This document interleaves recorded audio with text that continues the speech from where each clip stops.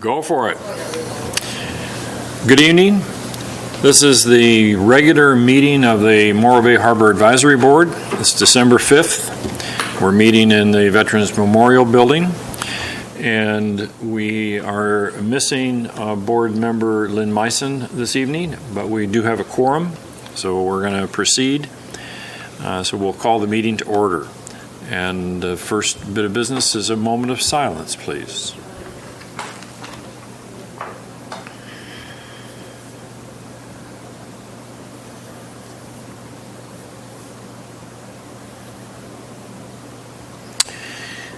Thank you. The next is Pledge of Allegiance. Mark, would you like to lead us off? Ready to begin. I pledge allegiance to the flag of the United States of America and to the republic for which it stands, one nation, under God, indivisible, with liberty and justice for all.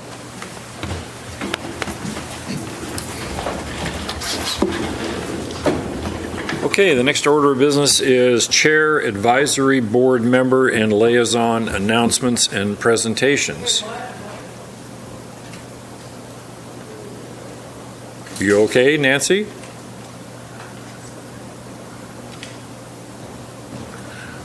It's HEP adjustment.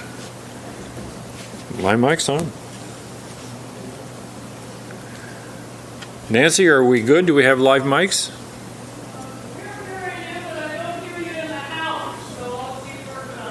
Okay, thank you. We'll proceed.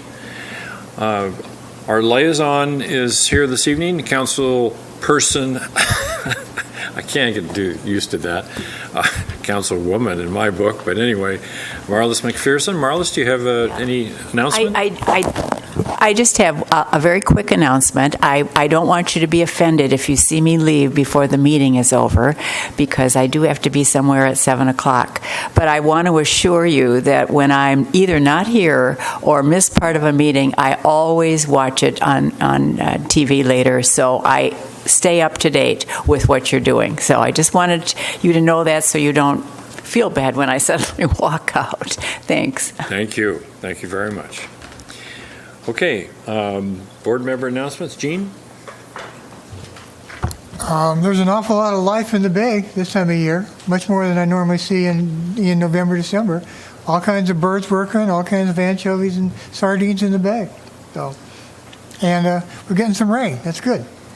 Unless you're building something, in which case it's not so good. Jeremiah? The fishing activity's been pretty slow. Obviously, the last couple of weeks we've had large swells and some wind and rain with them, so there has not been a lot of activity. But the crab situation in California, unfortunately, is still closed. It's been almost a month that they've been delayed thus far, and it'll probably be at least another 2 weeks before they make another decision. That decision be made on the basis of the domoic acid and the presence of whales or turtles. So there's no way to figure at this point what the chances of them opening will be. What are the typical depths for the Dungeness fishery? The Dungeness fishery depths generally range from 5 fathoms to 80 fathoms, but they sometimes go out deeper depending on the crab situation. Hence the whale issue. Yes. And there's been a contract signed with a certain group supposedly it represented the commercial crab fishermen. They signed a deal with Turtle Island and who was the other one? Center for Biological Diversity, in which that language was introduced. so that it's basically a contract. If there is a certain amount of whales present or any turtles present, then they will not be able to set the gear. If there was a contract signed, if you know, why would the fishermen agree to that contract? I don't believe all the fishermen understood the gravity of the contract, or perhaps didn't have an active part in constructing the contract.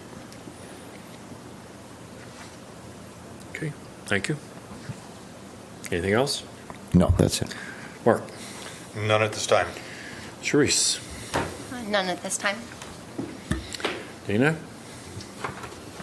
Yeah, I'll do another plug here for the official Morro Bay tide calendar. As you can see, shows a graph of the tides of Morro Bay and pictures of local sailors. And then we also put in Juniors of the Month from the Morro Bay Junior Yacht Club. This is put out by the Morro Bay Youth Sailing Foundation, and this is the one that I give to the Harbor Department every year. I give them one, and otherwise they wouldn't know what the tides are. So you can get these at your local maritime museum, is stocked with them. Or you can go to mbysf.org and get them through them too. Thank you. Okay, and my announcement has to do with the Friends of the Morro Bay Harbor Department. Each of the first responder organizations here in Morro Bay has a, quote, Friends, unquote, group, which is a nonprofit that supports each of the first responder organizations in different ways. The Friends of the Morro Bay Harbor Department over the last 4 years have provided financial assistance to the Morro Bay Harbor Department to help fund projects that enhance the bay, the beach, and the waterfront. And those projects are made possible purely by public donation. Some of the projects that the Friends have assisted the Harbor Department with are one of the lifeguard towers. People don't really quite understand that. The lifeguard tower that's at the south end of the beach next to the rock was made possible by the Friends. Rescue watercraft sled, a replacement, a new beach wheelchair, junior lifeguard program equipment container, the Sea Lion dock, to the tune of $20,000. Specialty rescue watercraft communication headsets, so that the patrol officers who go out on the sleds, on the water jets, can have communications inside their helmets because they're very noisy. So those are some of the things that are happening, and the Friends have a long list. So they are presently engaged in their year-end fundraiser.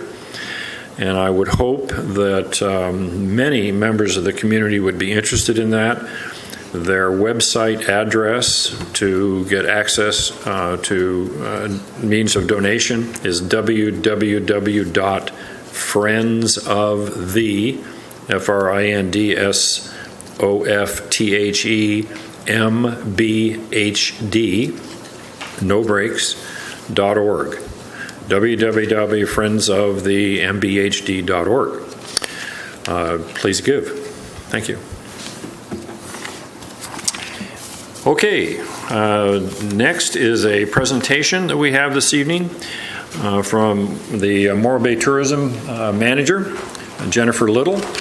And she's going to talk a little bit about how TBID, and she's going to tell us all of what that is, as it relates to the Morro Bay waterfront. Ma'am? Good evening. Thanks for letting me come present to you guys tonight. I'll be pretty quick. I'm going to spend about 10 minutes. I just had some data that I wanted to present to you that comes to us from SLOCAL. That is our county tourism office. And it's very interesting what they're tracking, and I thought you would like to see how it pertains to the Embarcadero and the Rock. And there, hold on.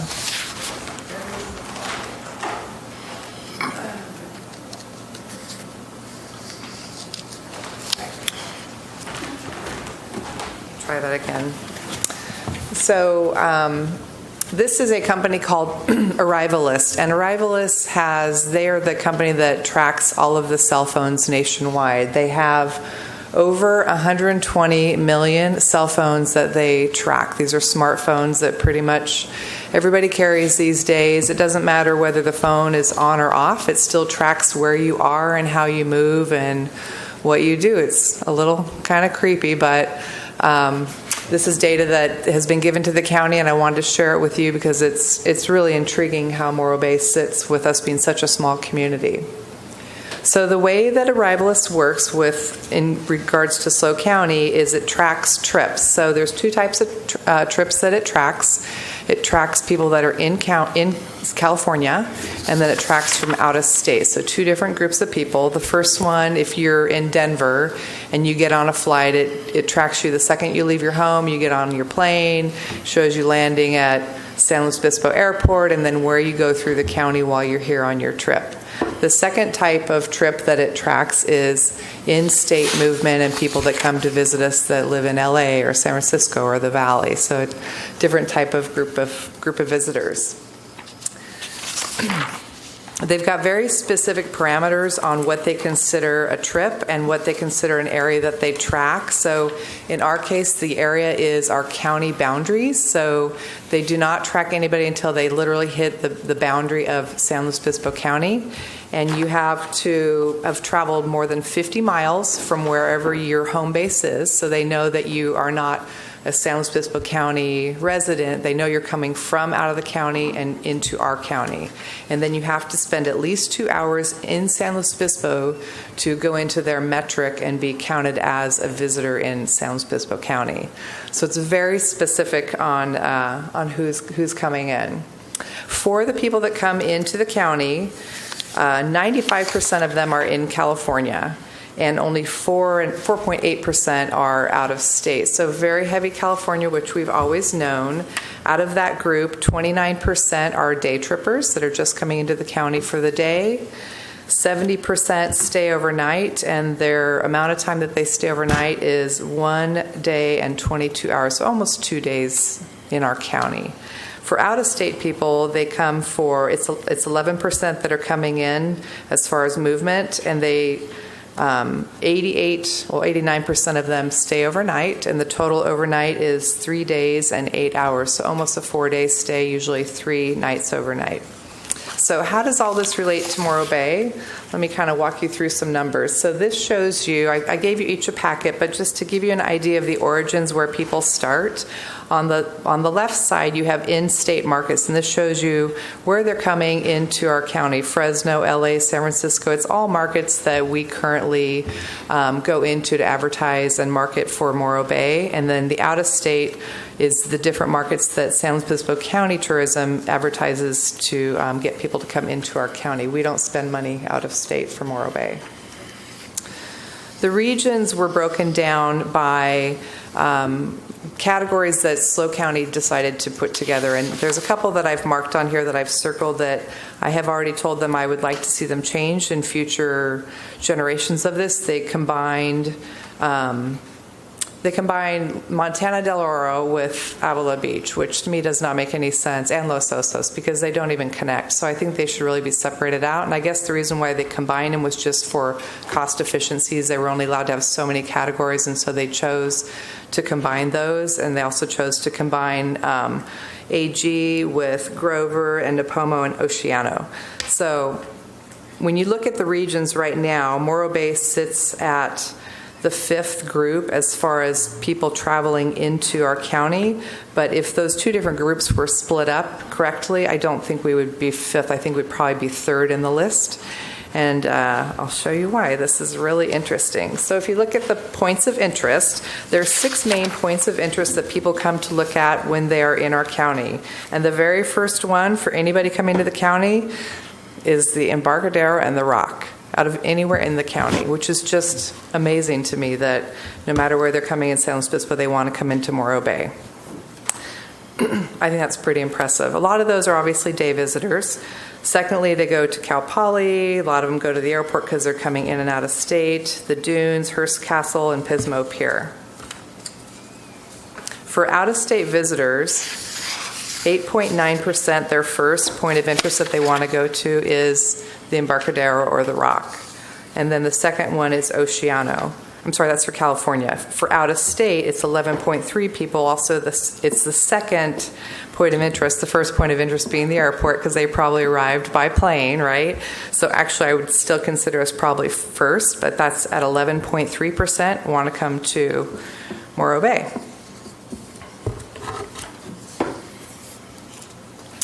People that are coming from out of state arriving in the airport, again, we're falling fifth place on that region, and I think that would move up. That doesn't really have any, anything to do with much for you guys. I just had it in there so you have the demographic on it. But this just breaks down what I was just telling you about. So the very first point of interest, people that are arriving at the airport point, is the Rock Embarcadero. The second one is Cal Poly, behind us at just about 1%. For cross visitations, people that are going to Hearst Castle, the second place that they want to go to is Morro Bay. If they're going to the pier at Pismo Beach, the second place they want to go to is the Embarcadero or the Rock. The first one is the Oceano Dunes, obviously, because they're attached. That makes total sense. Some other quick cross points of interest. People going to Oceano, the first place that they want to go to is Morro Bay and the Rock. People in Cal Poly, the first place they want to go to is Embarcadero or Rock. So, I'm presenting all this to you because I just want you to realize what a great opportunity we have. There's so many people that are interested in coming to Morro Bay, and we're obviously working very hard to attract them and keep them and talk them into spending the night or just spending money when they're here during the day. And I just wanted all of you to know and to understand how important the Embarcadero is to everybody in the county, not just to people that are staying in Morro Bay. It's pretty insightful. Yeah. Any thoughts or questions on it? It's crazy, right? It's crazy that they can track you like that. Chairman? Is this available to pick up at Chamber of Commerce or someplace, Jen? I can sure do that. It's not a problem at all. Or I can email it to anybody that would like it. It's a public record from the county. The only place that Morro Bay did not rank as the first place people wanted to visit were people that were coming to wine taste. That was the only category, so I didn't put the wine tasting. It doesn't really refer to us, but otherwise, it's remarkable how high we are on the rankings. Jennifer, I believe you're going to get into T-bid, is that correct? I can. And the money. And what I'm interested in is what is the relationship going back to the origin markets map and the one for where are slow cow visitors coming from. And as you pointed out to us over on the left-hand side, it says top in-state markets. Fresno, Los Angeles, and so on. And is there a correlation between the amount of money that is being spent and those trips? I would say so. There's some major markets that we don't have saturation in just because of money. Our budget is pretty small. So looking at Sacramento and Monterey, Palm Springs and Chico, we don't advertise heavily into because we just don't have the funding for it. So our money is very focused on a 2.5-hour drive range is what we really focus on just for the most bang for our buck. So heavy into the valley, heavy north and south into Ventura, Santa Barbara, LA, not into San Francisco because we don't have money to go into that depth, but we go into the South Bay, into San Jose area and that area up there. And is it the case that Morro Bay's tourism marketing piggybacks or cooperates with other entities marketing? We do. So we work in coordination with SLO County. So the funnel works in a very, very specific way. We have Visit USA, who is in charge of spending money out of the country to get people into the country. Then we have Visit California, which is to get people into our state, and then Visit SLO County gets them into our county. It's our job to get them into Morro Bay. So we try to stay in our funnel and spend our money really wisely, getting people, once we know they're coming into the county, get them to stay or come into Morro Bay. And what is the current annual budget? It's about $900,000. And we have vacation rentals coming into the bid starting January 1, so that'll have a little increase. Probably not this year. We'll probably see it starting July 1st. We'll see an increase from them. What do you anticipate that revenue to be? About $160,000 into my budget. And can you give us some highlights for the utilization, the application, I should say, the application of the $900,000? Sure. The majority of it is used for digital marketing campaigns. So we very rarely do print medium anymore. It just does not have the value that it used to have. And so, like, this is all digital. This is tracking digital. So we do very much the same thing. We buy into digital media. So wherever people are looking to spend money to book a room or to see where they want to go for their vacation. So if you're Googling the county or you're Googling California beach cities, we'll come up in those categories. And once you hook into somebody like that, they'll keep tracking you until you come and check our site out, is how it works. It's very kind of surreal how it follows you through the internet. Okay. Yeah. Not very you. private anymore. You read my mind, actually, but not so much about tourism in Morro Bay, but my entire life. So. Yeah. Mark. We're saying 11% of what gross number? So for the county, I don't have their exact numbers. There are well over 8 million people that come into the county per year. I can get you the exact number, but it's significant. Yeah. So we're not capturing, obviously, all those people. They're just coming here to stay. So why aren't we capturing them? I mean, there's a lot of things that we need to look at, I think, holistically as Morro Bay, and how can we capture more people? And I don't think that's just on the tourism side. I think that's just in general. What can we do what can we do now? What can we do long term to try to capture more people to stay? I think getting our new signage package in that Scott Graham's office working will be a huge thing. I mean, getting good directional signage in and out of town and where the parks are and where the beach and the rock. And it's kind of complicated when you get off at Morro Bay Boulevard and you can't get to the water, right? I mean, we're all used to it, but for somebody that's never been here, it's a little odd that you can't get down to the water. So I'd have to tell you, signs are always very important. yeah. So, and if he hasn't presented his package, you should have him come in, Eric, and show him it's really amazing. It's good. Thank you. Yeah. Anybody else? Yes, Jean. Does this track any of the nautical people coming into our area here? I'd be glad to ask. I'm not sure. I would think that if they have a cell phone, it does, but it does not show water-based travel. So I would be glad to ask. That's a really good question. Huh. Okay. Jen, I'm sorry. I just wanted to double check on my previous question. This says his arrival list on the. That's the company, Arrivalist. So if the people watching wanted to get this, could they go to find their website? Probably not. This is a paid-for service that SLO County is paid for, and they've shared this report with us. It's quite expensive for them to get this tracking done. So would this be on the county website then? I would think it would be. Okay. I'll get where it is located for you specifically. Okay. I just wanted for anybody watching, if they wanted to view it. Thank you very much. Of It's very course. interesting.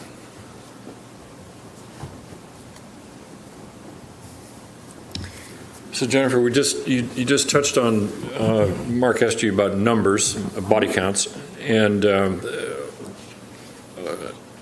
over the last couple of months, the Harbor Advisory Board has engaged in a harbor-related SWOT analysis, strengths, weaknesses, opportunities, and threats. And that was done in light of the City Council, 4 City Council goals.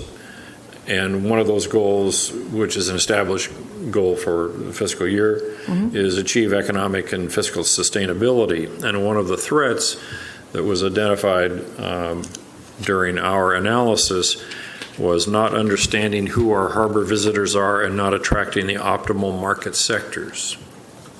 Can you comment on that as it relates to the gross number of people who come? Do we care who comes, or do we just want people to come? We do care who comes. I mean, everybody's going to come, Ron. So, I mean, we have a natural pull, from the valley that's just going to naturally come. But we want to spend our money on people that have the ability to stay overnight or have the ability to eat in our restaurants. So that is where our dollars are really focused, is at a household income of $100,000 or higher, trying to attract people that have the ability to spend the night here. We spend very little money during summer, just so you're aware. We're pretty impacted. We don't like to add to that. We're just naturally impacted. So our focus is really shoulder season and midweek. So that's where you'll see, like when we do grants for events, we don't do them during summer at all. We try to keep them shoulder and try to help build up that area of time. And in terms of the metrics that are being tracked, can you comment on the trending for the last 3 years? Up, down, sideways?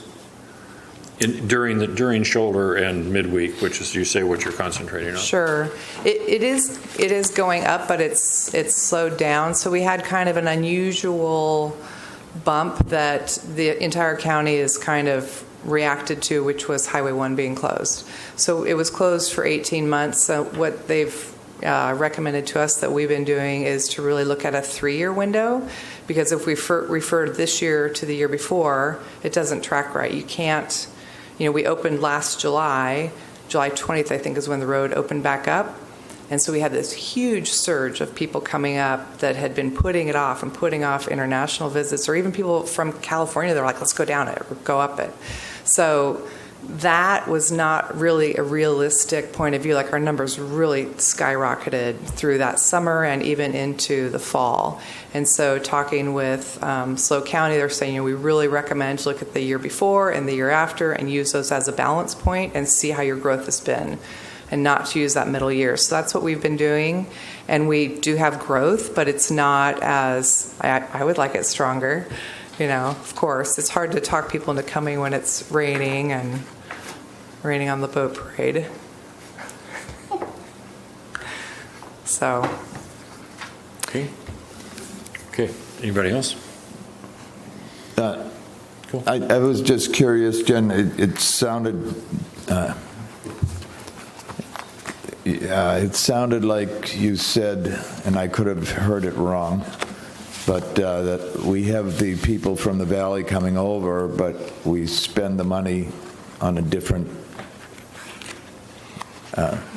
group of people, perhaps in the off-season. So we do advertise into the valley. So when you advertise, because it's digital medium, you get to make very specific targeted buys, like where do they live, do they work, are they retired, do they have kids at home? I mean, very, very specific. And so we try to really focus the physical dollars that we spend on people that have the ability to travel off-season or during shoulder season or midweek, and that have the income to travel and stay at a hotel.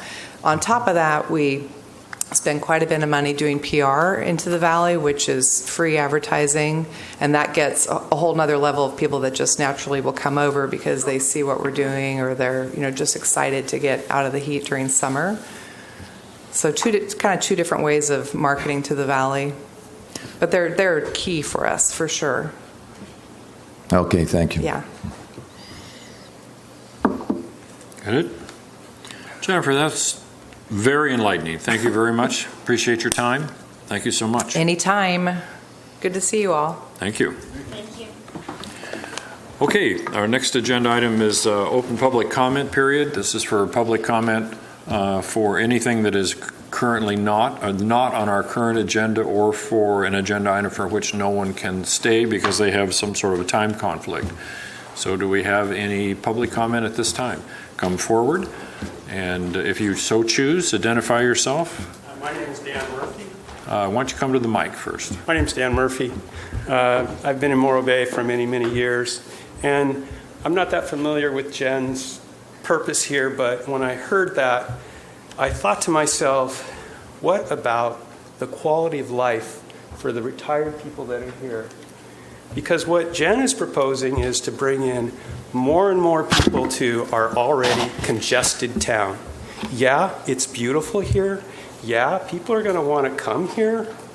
But at what point does it get to where we are encumbering and diminishing the quality of life for the people that are already here?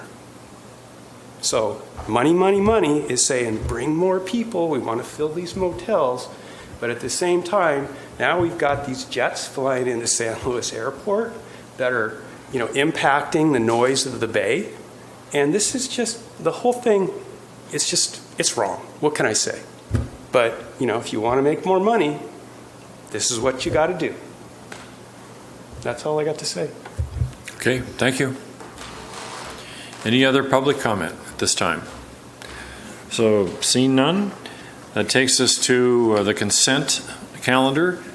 And we have two consent items, A1 and A2. Does anybody want to pull either one of those? I'd like to pull A2. So we have a motion on A1. I'll make that motion. We approve the minutes from the September 5th, 2019 meeting. I second. You need your mic.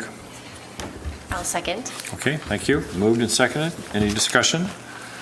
Seeing none, all in favor? Aye. Opposed? None. Carries. Thank you. And A2.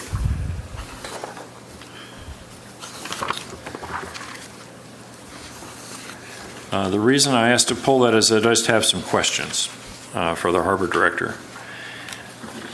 Looking at the staff report, there is one of the categories in the staff report is lease site updates. And there's a number for which, thank you very much for doing that. We requested that, and bless your heart for doing it. My first question has to do with Coast Guard Station Morro Bay. Their staff report says that they are doing a preliminary site assessment and in preparation for their 800 square foot addition. What, please, is the nature of the Coast Guard commitment, and what are the terms? As far as their commitment is concerned, as we know, they've been working for several years to try and build them some extra space, and they finally came up with a project and the funding for it. And it's going to consist of adding about 800 square feet of building space to the east side of their building into the parking lot, basically, and taking their 5 spaces that abut their building. They have an existing lease agreement that goes through 2039 for that building. We amended that earlier this year, and the terms of that did not extend the time term for it, so they didn't add years to it. But the basic operative terms for us were we got a $75,000 one-time payment for the parking spaces they took up. They're going to be enclosing their trash dumpsters and recycle bins and a trash enclosure, much like you see around the waterfront. They'll be putting in a historical panel, much like you see along the waterfront, for information purposes on the Coast Guard and the military history of the Coast Guard here in Morro Bay. And they have committed to getting as much gender parity, meaning accommodations for women in the Coast Guard station, because currently they don't have any because they don't have adequate facilities to meet the federal standards. So they're committing to as much gender parity as they can, given the small amount of space, extra space they're adding. So those are the main things that they're getting. They also updated, subsequent to that, they have another lease. It's called the Support Services Lease, which is for their dock and their shed on the pier and parking spaces. We updated that lease to a new modern lease format that had better definitions and better terms in terms of who's responsible for what. The rent increased about $2,500 a year. They get 10 dedicated parking spaces, 6 that will be where they are now, facing the street behind their building, and 4 if they want to do some over in the Triangle parking lot. And then we got 1 slip back. They had 2 slips taken up, 2 of our slips at our Harborsville docks taken up in the old lease, so they gave 1 of those back. When does the $2,500 begin? That has already begun. Okay. That lease expired this September. Sorry, and so a new lease started up in October. And was the land lease for on which the building sits, was that modified? That was the initial terms that I told you. Yeah, that was a supplemental lease agreement that modified that lease. That was a $75,000 payment, the trash enclosure, committing to doing the building of the additional space, gender parity, those things. And who gets the $75,000? That went into the Harbor Fund. Okay. Anything on that item before I move down? Okay. Off the Hook Restaurant is one of the lease site updates you have listed. What is the project schedule, if you know? Off the Hook, otherwise known as Yeah, go ahead. Harbor Walk Suites? No, Harbor Walk Plaza. Harbor Walk Plaza. So, and Jittery Joe's and several other restaurants before that. Status on that is leasees there achieved precise plan approval through the Planning Commission and the City Council ahead of schedule a couple, I think last month maybe, back in November. They've got to file for their building permits by April of next year. I believe they've already begun that process. They have to obtain their building permits by next July and commence construction by next December and be done with construction by December 2021. From the looks at it, they're ahead of schedule by several months on all fronts right now, so they're continuing on through the process. Based upon the Harbor Department's observation of obtaining building permits on the waterfront, along the waterfront, how much time would you advise somebody who's interested in doing that is going to be necessary? How many months? 2 to 3. Gene may have better ideas. It depends on complexity and how. I mean, building permits typically is not a coastal commission thing, so you're not going to coastal. It's just within the city, and it's the more complete design and all the detailed plumbing and electrical and all the detailed stuff. So it's 2 to 3 months, maybe 4, depending on what else is going on in the city and how fast the city can return things back. Dana, you may have some ideas on that too. I mean, you've all been involved with building permits. I would say 4. I would think it'd be more. 4 months. Or 6. I can share with you a single-family resident recent experience. 7. But I think I've accomplished what I set out to do when I asked the question. So, okay. And even so, they should be still fine on their timeline. They're ahead of the game at this point. Okay. Okay. Well, it was the June date that got my attention. Yeah. Morro Bay Aquarium project schedule. And that is actually not the Morro Bay Aquarium. That's actually the brewery, right? So you don't want to know about the aquarium, Central Coast Aquarium folks? And absolutely. And where they're at? Absolutely. So they achieved their fundraising to complete their concept and architectural design work. They had a design charrette, meaning a bunch of folks got together in a room over a couple of days and went over everybody's hopes, dreams, and desires on what the new aquarium might look like.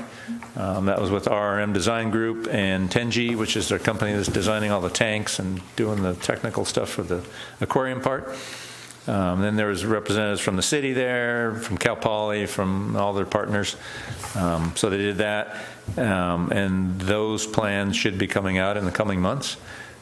Their next milestone, or their last milestone, 180-day, that was check-in number 2. As you recall, last March, the City Council said, you've got 1 year to develop a plan and come up with several milestones, and we're going to be on a 30-day or 90-day check-in period, and we're going to do 4 of those. So the first 2 have occurred. The last one was back in October. That's where they presented their business and marketing plan and announced also that I think they were within about $2,000 of their fundraising goal to get the money to do the concept design planning. Subsequently, obviously, they got it. Their next milestone, with the 270-day, milestone number 3, which is when they'll have their concept and philanthropic plan, which is basically their plan to go out and start looking for large money donors, which they really can't do until they've got a concept design in place, which is what they're working on.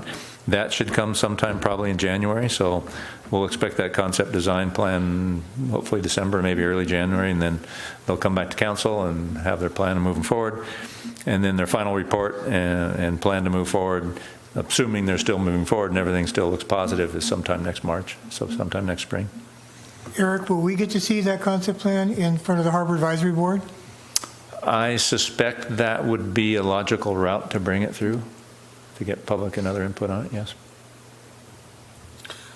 And then as far as any more questions before I go on to brewery?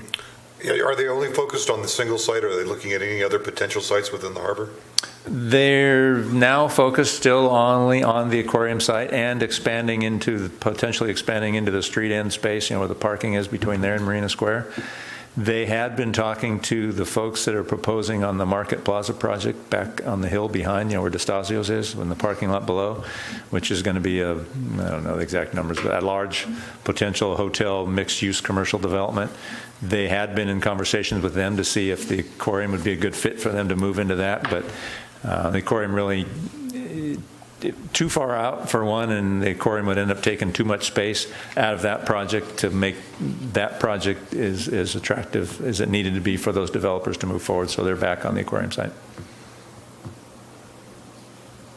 Do you have any idea when they want to start construction? Well, let's finish up through these milestones, and let's assume that they get to March and the plan looks good, and bring it to the council. City council says it looks good. They're starting on their philanthropic plan, and they're out there seeking funding. Depending on how long it takes them to get that funding, I think they're targeting somewhere in the $10 million range to build this. And how long that takes, then you go through the full planning and permitting process, which is 2 to 4 years for something of that scale, probably closer to 3 to 4 years. So they're 4 to 5 years out, probably, I would estimate, if everything works well. Will there be a brewery in the aquarium? So we've got the Three Stacks folks. We're actually taking an amendment to their lease to the city council next week, but Three Stacks have already got a license agreement or lease agreement for just the downstairs street-facing portion of that building to move from their North Morro Bay location. We had a little bit of a scare and a little bit of a hiccup in the time schedule when we went to go start looking for demo contractors to do our obligation. We, the city, are doing some moderate amount of demo work to prepare that building and some electrical work to get it ready for the Three Stacks tenancy. Then we went and got an asbestos and lead report. Came to light that due to the age of the building, we probably ought to check that to make sure there's nothing that we need to worry about. Got those reports back. There is a very small amount of asbestos in some of the materials there, nothing horribly alarming. No lead was detected anywhere, nothing reportable as lead paint. So that part was good. So we're continuing on getting a demo contractor in there to do that work, and then Three Stacks is going to go in behind us and do their work. So yeah, they're still planning on moving in. They were to be in by December, according to the lease agreement, but because of this extra time it took in researching the lead and asbestos and also some other structural issues that came to light as they went in and started looking at things, we're bumping that deadline back to May, and that's what we're taking to council next week. So next spring, hopefully they'll be in there and brewing. Okay, as it relates to the salt building site, your note says the project is in its permitting phase.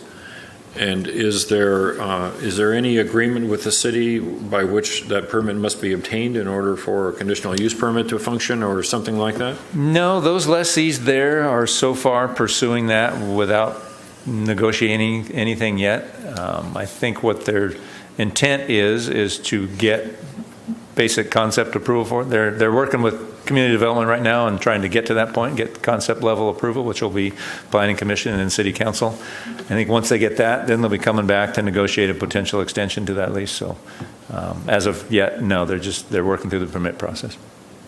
Okay, thank you. And moving on down to the staff report, you reported on a Coast Guard proposed rulemaking activity.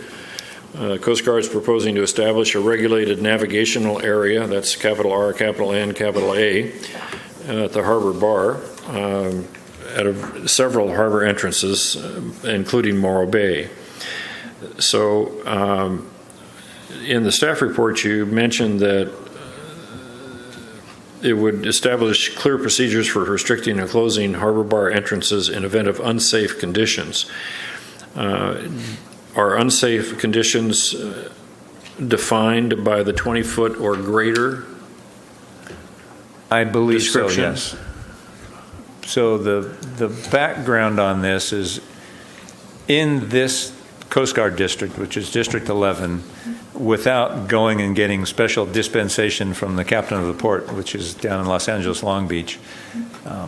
The Coast Guard cannot restrict vessel traffic crossing our harbor bar, our harbor entrance, in adverse conditions, and as you know, it sometimes gets pretty bad out there with large breaking waves. In the next district up the line, which I think is 13, the Coast Guard does have that authority, and at the local level through the Coast Guard stations at these different harbor entrances, where they have a methodology that looks at the vessel size. It basically is a spreadsheet or a set of parameters they look at. They look at the vessel size, they look at the wave conditions, the wind conditions, and they punch it all into a little formula, and they decide whether or not you're worthy to come across the harbor entrance, to come or go. That is currently not being proposed at this time here. What's being proposed here is kind of the top end of that kind of a system, where if it's 20 feet or bigger, the Coast Guard's own motor lifeboats likely are not going to be going out because the harbor entrance is not even passable for them.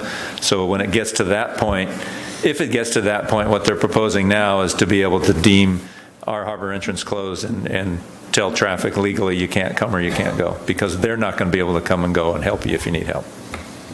That's what this RNA is about. Is there some sort of data gathering device that can notify the powers that be that we have waves that at the bar are 20 feet or greater in height?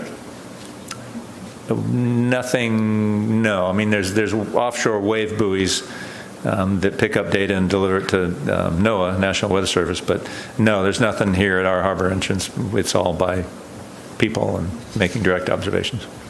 Given that the authority for that is for this regulation is for Morro Bay is listed as Los Angeles, how would the good folks in Los Angeles know whether we do or do not have an applicable condition?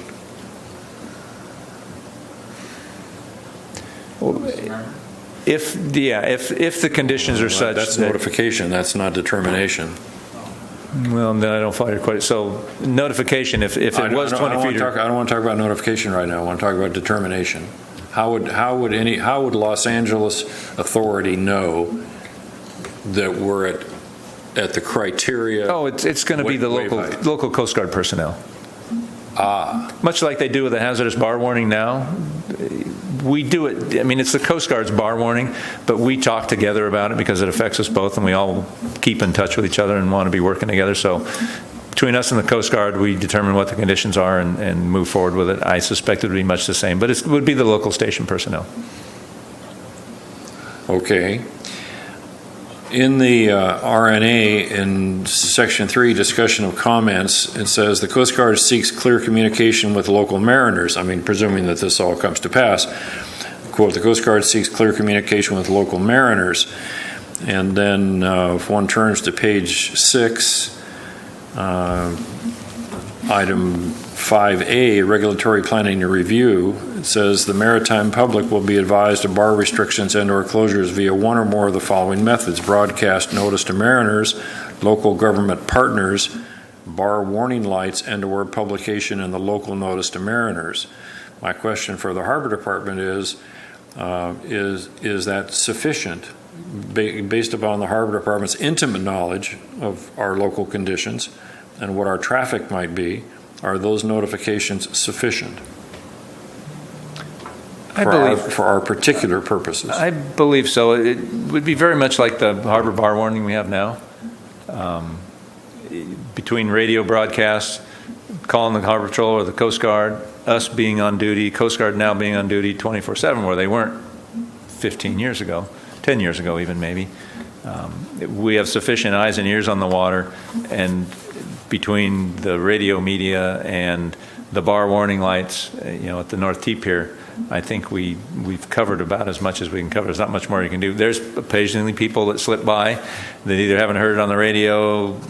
I've never seen the bar warning posted in the local notice to mariners, because that's printed periodically, and that's more of a print media kind of thing, although it's online obviously. But occasionally people slip by, and between us and the Coast Guard, we catch them and before they end up going out and let them know what's going on. So it'd be much the same. Okay. another element of the proposed regulation says the draft regulation also proposes progressive standards for recreational and professional mariners. And having read the entire RNA, perhaps I missed it. What are those progressive standards? Those are what I kind of spoke of earlier, and I don't think they are proposing to implement those now, and that's maybe why I didn't find them. That's where they look at vessel size and look at wave size and wind, and they plug it into some kind of formula. And if you're a recreational boater and you're in a 26-foot boat and the seas are such, you don't get a go. But if you're 27-foot, you do get a go. Me as a harbor master and been in this business long enough, that kind of methodology, I get why the Coast Guard does it, because the Coast Guard, they need some sort of written procedure and have to have sort of a go, no-go, so that anybody in the Coast Guard can pick it up and look at the boat length and the wave size and the wind and be able to check off the box and determine what it is. There's no intuitive component to that. There's no common sense component to that. There's no consideration of the boat or the mariner or anything else. It's just a pretty simple formulaic thing that personally I don't think safety in this manner. If you're 26-foot boat, you're okay, but for 27 or 26, you're not okay, but 27 you are. That seems pretty arbitrary. So I have concerns about that as a harbor master, and we'll be submitting some comments about that. What the Coast Guard is proposing now, 20-foot and above, makes a lot of sense. I mean, that's way beyond our threshold. We probably tap out at 12, 15 feet, and we're not going out, even on the jet skis. Coast Guard's tapping out at 20, and if everybody's tapped out, it makes total sense to tell people you can't come or go because no one's going to help you. Okay, thank you. Mm-hmm. The proposed regulation also states in the operation of recreational and uninspected passenger vessels in the RNA is prohibited during bar restrictions and bar closures unless specifically authorized by the COTP, which is the Coast Guard, or a designated representative. Who might that be? I believe, again, that's going to be the local station personnel. Okay. Whether it be the chief or the XPO, I'm not sure, but I'm sure they would, if this is employed, set up some sort of some kind of parameters for that, I'm sure. Okay. And finally, I think, I'm sorry to take so much time, but this seems sort of important to me. Paragraph 5E is, quote, the Unfunded Mandates Reform Act reference.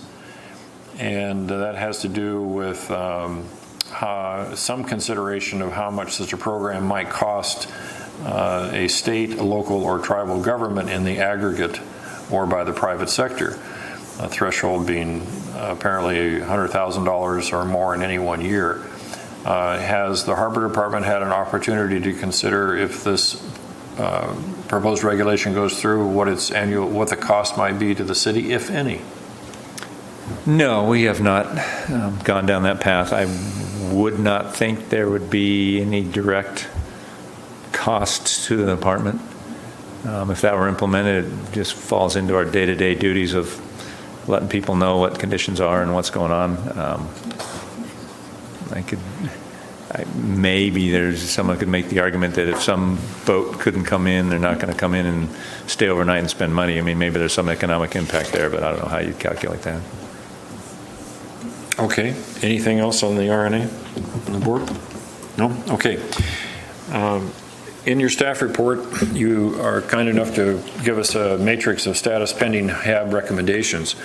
So some of them have been on our list for a great long time with no particular change, and so between the board members and you, let's see if we should continue to carry all of these items or not, for some good reason. So number one is staff draft a letter to council encouraging the city to pursue negotiation with state parks.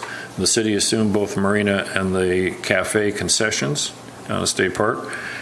The last thing we have is an April 26, 19 report that a meeting is still pending. Is there some good reason why we should continue to carry this? Gene says yes. That's good enough for me. Is there any update from April 26, 2019? No, I could probably put 12/5/2019 there. It'd be just the same. Okay. Waiting on state parks to Okay. surface. All right. Number 2 is staff provide council with modified sections of the BBMC, which is harbor sanitation, and develop environmental BMTs. Didn't we do this, or did I miss something? You haven't missed anything. It still hasn't gotten to the council and through the municipal code stuff, but I've been picking away at it and eventually get it there, and that's where that's going to live. So we should continue to carry it? Sure, yeah. Okay.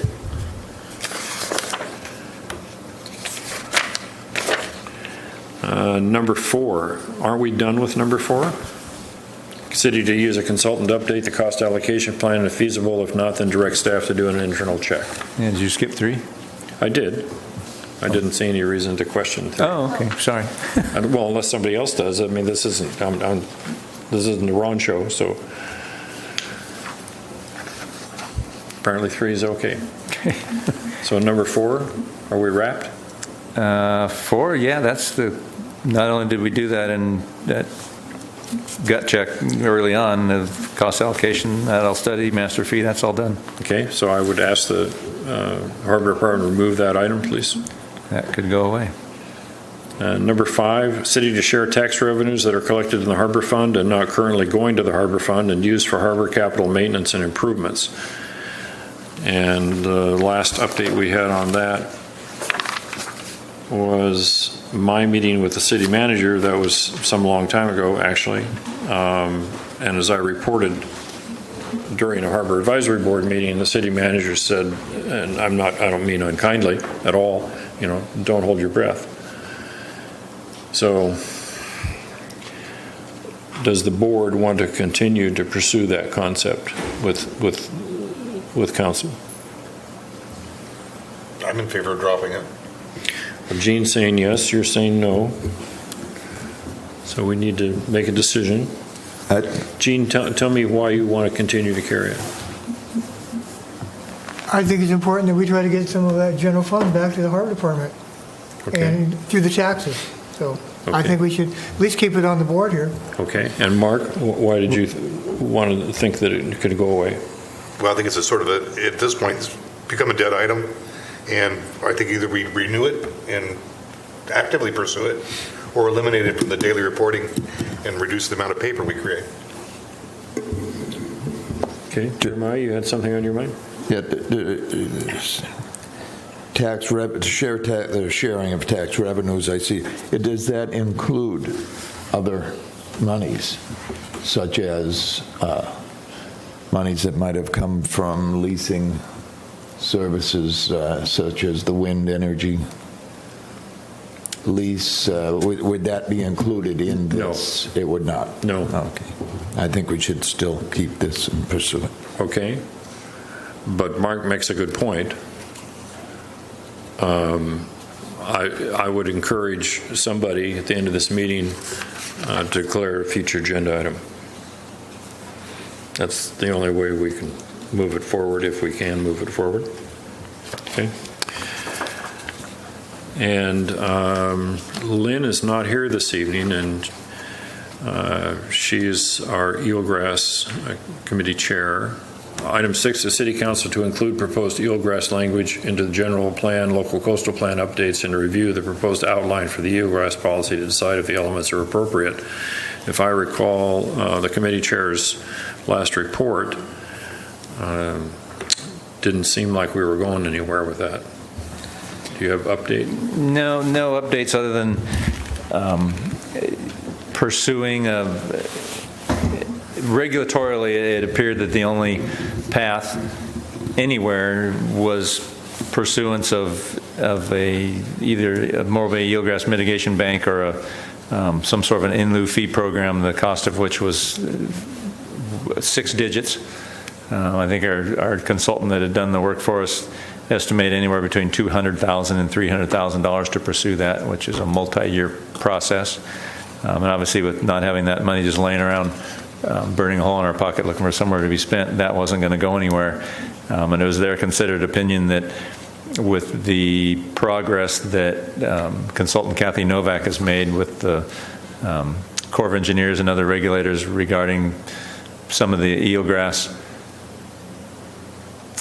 mitigation that they've done on the local level, kind of outside the standard California Eelgrass mitigation plan mitigation. In other words, some local in-kind mitigation was being successful, and his advice was to just continue on with that, because that's probably your best bang for the buck, because that's helping. It's not solving the problem, but it's helping. So with that, okay, and with that in mind, and if you know, when does the Community Development Department think that the GPLCP update will be completed? The current update be completed? It's looking like it should be going to Coastal by the end of next year, Coastal Commission. So I believe where it is we've gotten comments back from Coastal staff. We've got a draft out there. Coastal staff has given us their comments. We're in the middle of reviewing those internally. And once those go, I'll get meaning Community Development Department and the consultants that we've hired. I don't know their names. The initial ones, I believe, have moved on, and we were on to a different company. But the internal review is going to be occurring over the wintertime, over the next couple of months.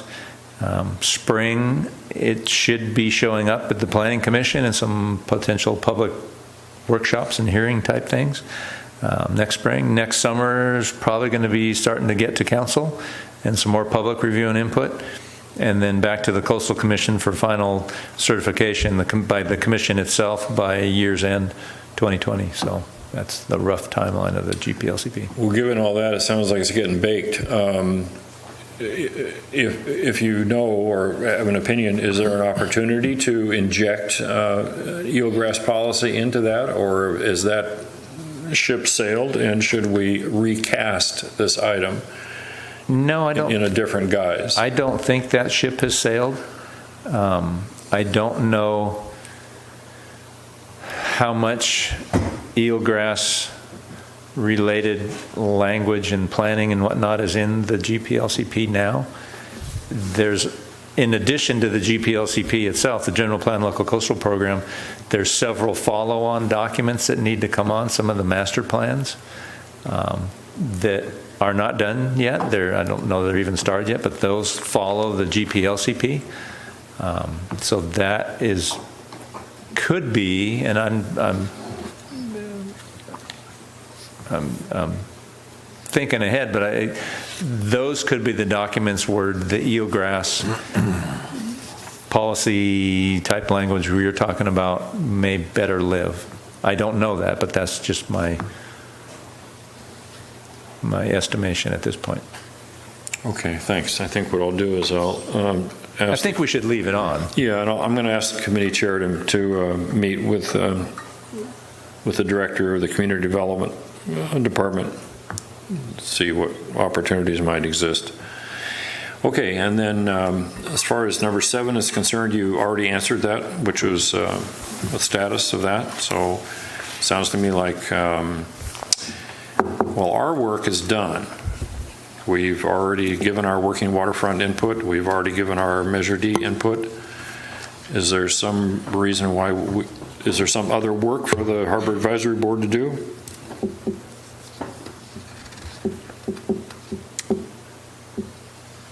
Other than follow up and seeing what's been incorporated, and if that's to our Harbor Advisory Board satisfaction, if that's what we want to see.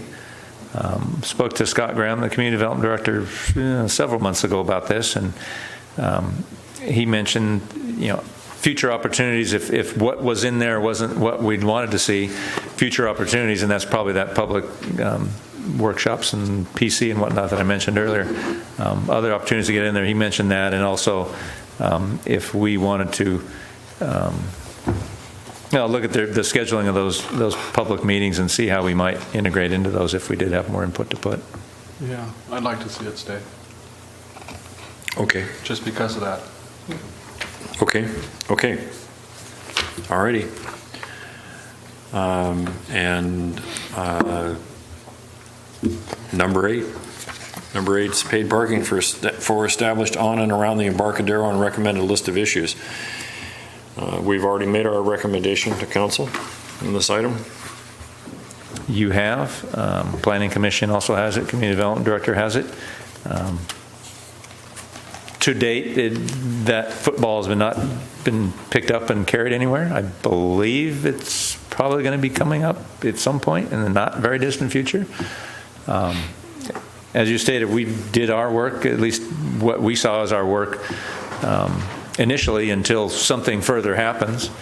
I would suspect that if the Planning Commission or City Council take up paid parking, there'd be opportunities both for input there and for potentially us filtering it back to the Harbor Advisory Board if it was addressing waterfront stuff. So I don't know that we need this on here anymore. I don't think so, but I'm open to the rest of the board. I mean, if we can come back if we need to. It looks like it's gone. So if you take 8 off, please, that would be wonderful. Okay. Thank you so much. And that's all. Anything else on the staff report? Any other questions, comments? Okay. Motion to accept A2. I move to accept A2 as published. I second. Moved and seconded. Any discussion? Seeing none, all in favor? Aye. Opposed? None. Carries. Thank you. Okay. That takes us to our business items, our business agenda. And shuffling paper. Item B1, update from the Boatyard Services Facility Ad Hoc Committee. And the chair is Dana McClish. Dana? Yeah, no update at this time. We're be looking forward to the new fiscal year and the possible grants coming out. See what we can do with that. Okay. Questions? Comments? None? Okay. Item B2, update from the Finance and Budget Ad Hoc Committee on the committee's recent activities, input on importance of prioritization of harbor infrastructure needs should funding be made available, and consideration of utilizing a portion of the Castle Winds Community Benefit Agreement payment to fund a portion of the needed Coleman Park restroom rebuild. So let's bifurcate B2 and start with a Finance Committee report from the chair. Mr. Blackford. Good evening. Eric, maybe you could enlighten us a little bit with regard to how our expenses have been tracking for this fiscal year to budget. Sure. Just happen to have some paperwork to that regard. So in this current fiscal year, which we're coming up on halfway through, July 1st to December 31st, from the revenue oops, that's last year. From the revenue standpoint, so we should be somewhere between 40 and 50% of revenues, roughly. So leases, our biggest ticket item for revenues, we're only at 26%, but that's because the majority or a big chunk of our revenues come at the end of the year in the form of percent growth, so that's always skewed.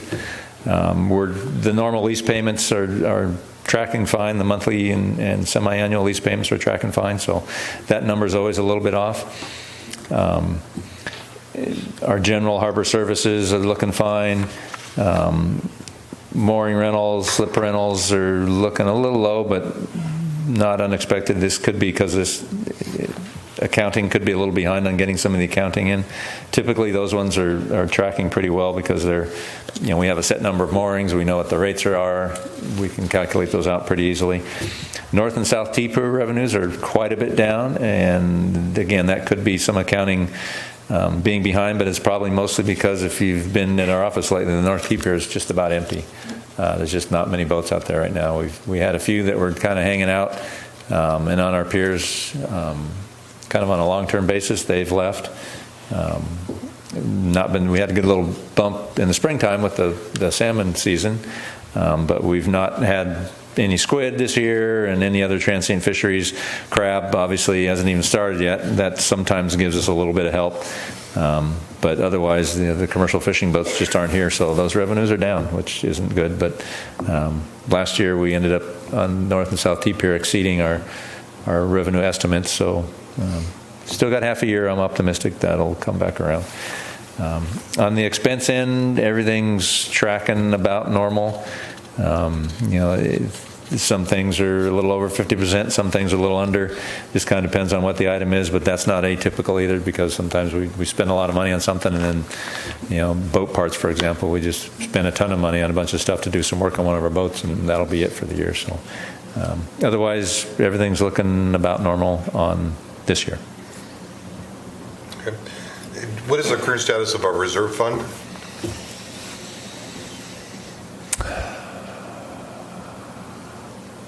There is approximately $500,000, I believe, in the reserve fund.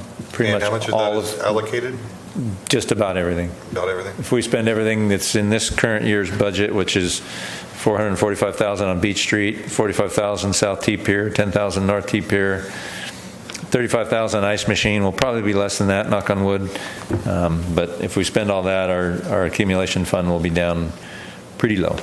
You said 445 for the North T Pier? Beach Street slips. Beach Street, excuse me. Beach Street slips. What is the level of expenditure we've gone to so far this year, expended on that? Out of the accumulation fund?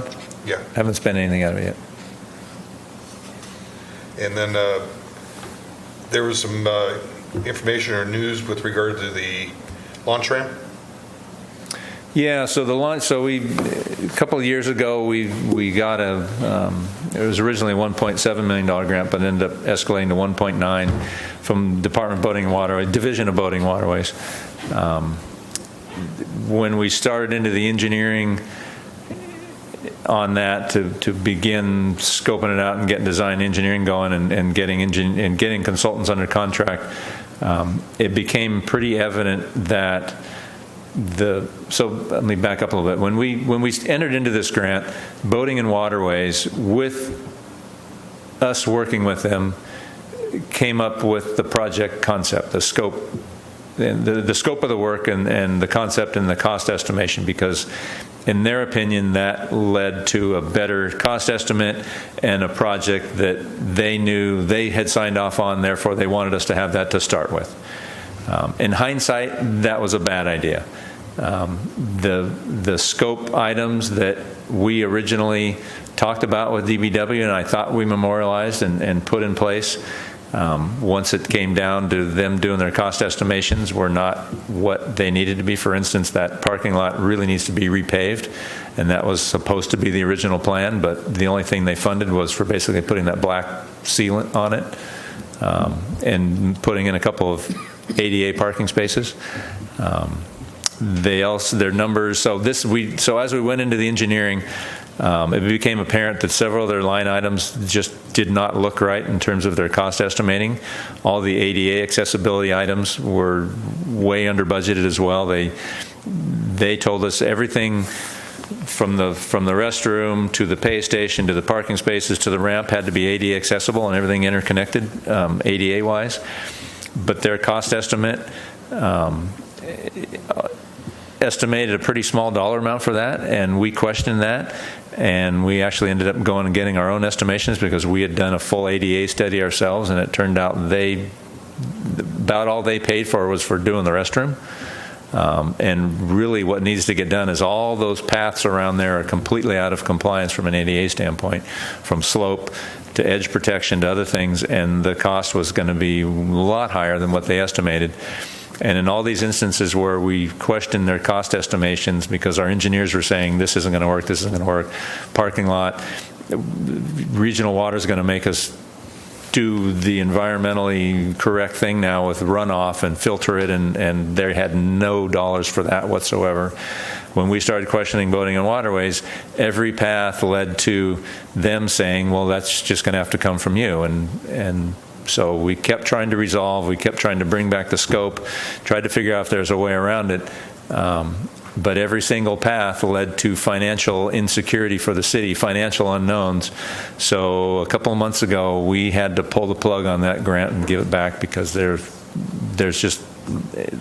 no way we're going to stay within the time constraints, which was early next year to get it completed. And there was no way to get the grant dollar amount increased to match reality. It just didn't match reality. I had actually put it out to RFP for the engineering services at the hope that maybe I could get the engineering done for the amount they allocated. And when I started getting questions from interested engineering contractors back, they started asking the exact same questions we had concerns about. So we said, forget it, we're done. We got to give the money back and start over. So unfortunately, that grant is going back to DBW. What we're going to have to do for the launch ramp is come up with our own design, engineering, cost estimating, and then go back to DBW with that and ask for the right amount of money and have the right project scope. So there's a long answer to your short question. Do we have an idea of when we're going to be back in front of them with the proposal? No, I don't. I will probably, in this upcoming budget year, come up with a budget number to work in, and hoping, depending on how revenues come in. Last year's revenues, overall revenue over expenses came in close to $100,000 above. So we put that into the piggy bank. So I'm hopeful that in next year's budget setting process, I'll have funding to get a design team together and get some cost estimations together, and then I'll put that together and then submit it to DBW. And with regard to the Beach Street, do we have a project dates that we're looking to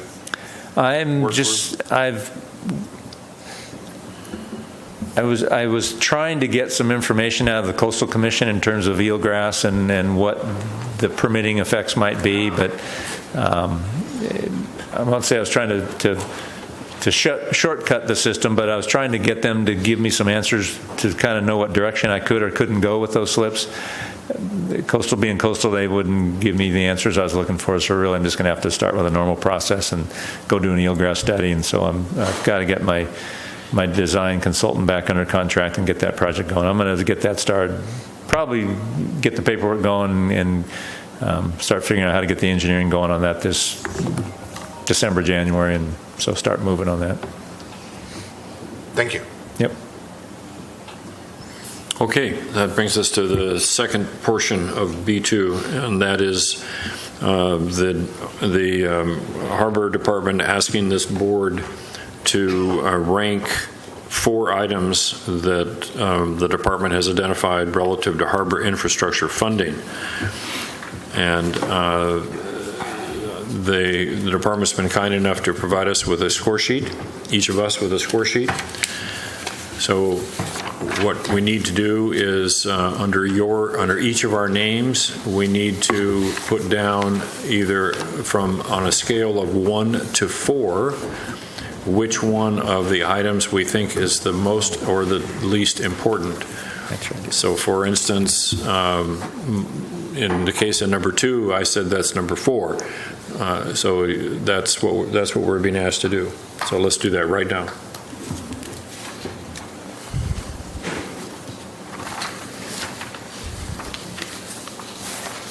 And I'll just jump in, and I'm going to think you guys have all got the idea, and it looks like you're doing the project there, but just rating from importance, or if money were available for various infrastructure needs, what would be your level of priority on those 4 bulleted items? I should have made them A, B, C, D or something, but. I'm sorry, your worksheet's fine. It works.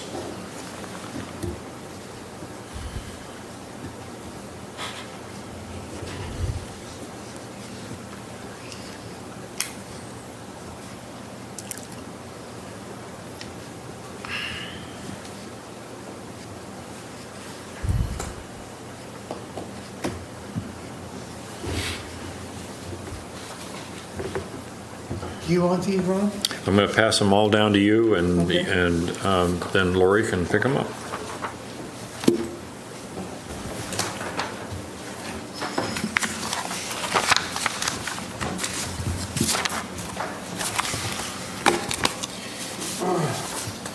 So next time around, could you report the results to us?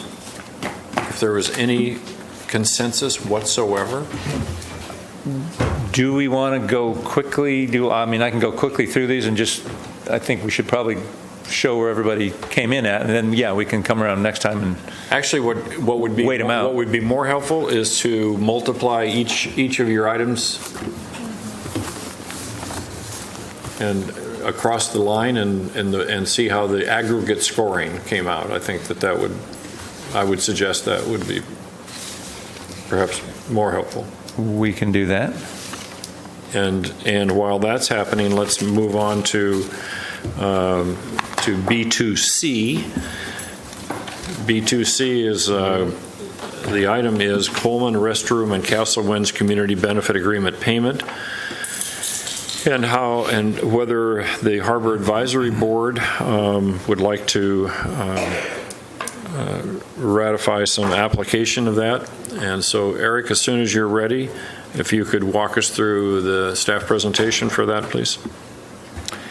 Yeah, sure. So Coleman Park restroom down there at Coleman Beach was recently discovered with some major structural issues. It was built in the 1960s, maybe earlier, and it's really not practical to repair it. The city, in my staff report, I said we applied for it, but I believe we got a grant. Prop 68 was one of the California bond propositions that put a bunch of money towards parkland type uses and outdoor recreation and things, and there's several different grant lines within that proposition that the city is planning on applying for, and one of the ones we applied for, which is a non-competitive grant line, and I don't know the names of them, but we were awarded $200,000 and have been seeking possible projects for that funding, and the one that seems to have bubbled to the surface internally is the Coleman restroom. Staff, the facility staff have found a couple companies that make some pretty nice looking prefabricated buildings that don't look, one version of which doesn't look very much unlike our existing block restroom buildings. In fact, they actually look a little nicer. They're still working on cost estimations, but in that grant, there's a 20% local grantee match requirement, which for a $200,000 grant, I can do that math in public. That's $40,000. So the question for the Harbor Advisory Board is that grant, or is the community benefit, the Castle Wind community benefit payment, which was the $250,000 the city received from Castle Wind for an exclusive right to negotiate to use the outfall tunnel, which is the old power plant water outfall, to use that for bringing in their power if they are successful in building an offshore wind project here off the Central Coast sometime in the next decade. So we received that payment last year. It's sitting in a special holding fund awaiting disposition, and so the question for the Harbor Advisory Board is that fund, that $250,000 fund, an appropriate place to draw that $40,000 from to make the city's match so that we can use that grant funding to replace Coleman Restroom? Okay, what I'm going to do is I'm going to poll the board, but before I do that, does anybody have any questions about what the item is, what we're being asked to deliberate on? Okay, seeing none. So, Dana, your thoughts? Well, I think it's, anytime you're going in with a partner on grants, this is from my understanding, it's helpful. So hopefully the state parks grant would come through to help fund the rest of that. But we obviously, time and time again, discuss our problems with bathrooms, and if we haven't, to actually have them completely closed because they're so bad, I think we definitely want to go with this project, and I think it's a worthwhile investment. Well, okay, that's part A. Part B is, what is your thinking or an opinion about taking the $40,000 matching out of? Yes, I would say yes. Okay. To go ahead and do that. Okay. What I was getting to, I guess. Okay, thanks. Charisse, your thoughts? I would say yes. I think that it's a valid reason to ask for those funds to cover the bathroom and get the grant. Okay. Mark? I feel it's valid use of those funds in that we're improving infrastructure, where if we don't do this, we're going to be on the hook for much more. Okay. Jeremiah? Well, I think that we should calculate the value of the lease payment and the amount of that lease that falls on Tideland's trust property, and ask for that percentage of the lease to be delivered to the Harbor Department as opposed to the city funds. And there would be a lot more than $40,000 if it was calculated that way, and they could use it at will. Does that make any sense?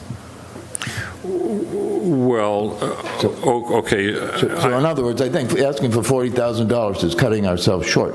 That the money. That isn't quite the question.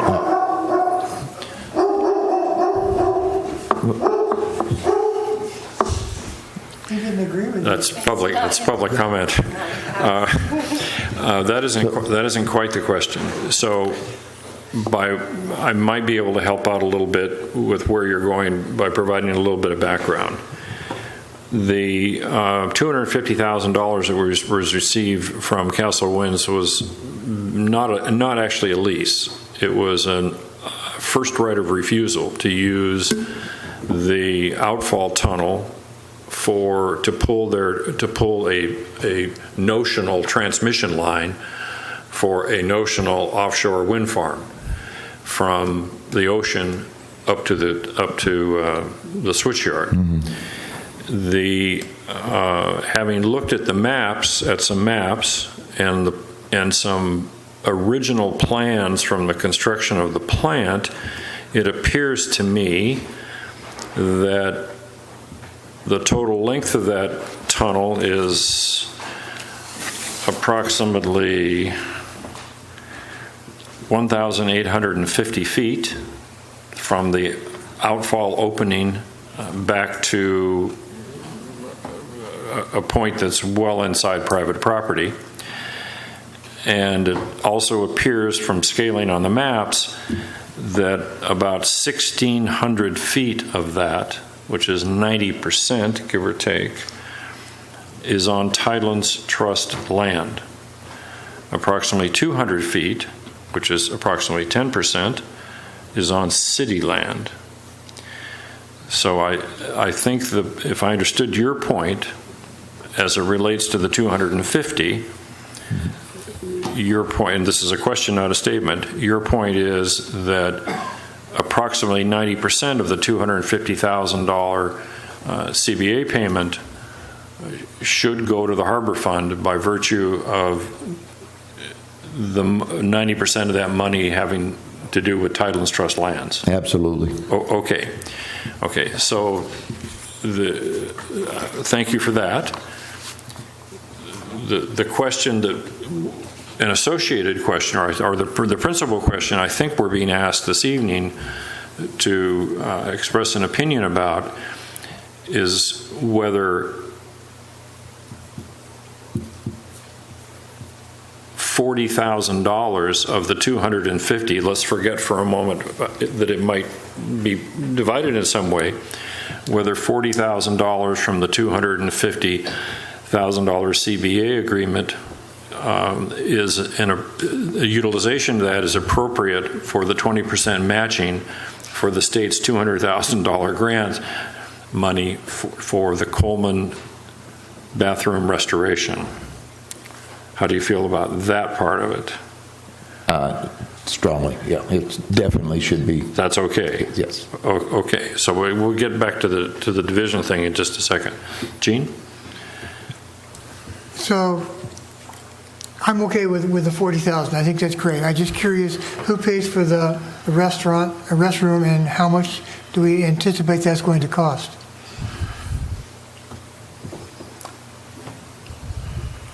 The cost estimations are not done yet. I think hopefully the rest of it comes out of that $200,000 grant. They're planning on paying for it all from that grant. It just seems to me that $200,000 for a restroom is not correct. Unless they're pre-manufactured and we have a pretty good idea what it's going to cost. If it costs $400,000, what happens? Who pays for the other $200,000? So they are looking at a couple companies that do prefab. We actually internally had looked at several, several designs for those. I'm going to climb out on a branch and take the leap that they've gotten some pricing from those companies, and they're not exceeding the funding we have, or if they are, they can't be exceeding by very much, otherwise we wouldn't even be pursuing that option. And we're talking about doing as much as we can in-house, much like we did the Del Mar restrooms, which ended up coming in a lot cheaper than had we done it through a contractor, because we just use existing city personnel. So I think that's still the plan with the Coleman restroom. And then these would be ADA compliant? Oh yeah, it'd have to be full ADA. I'm sure they if you've are. ever been And in then- Coleman, it's... Yeah, and then do we know whether the sewer line is Orangeburg or concrete, or we have no idea? Don't know. Okay.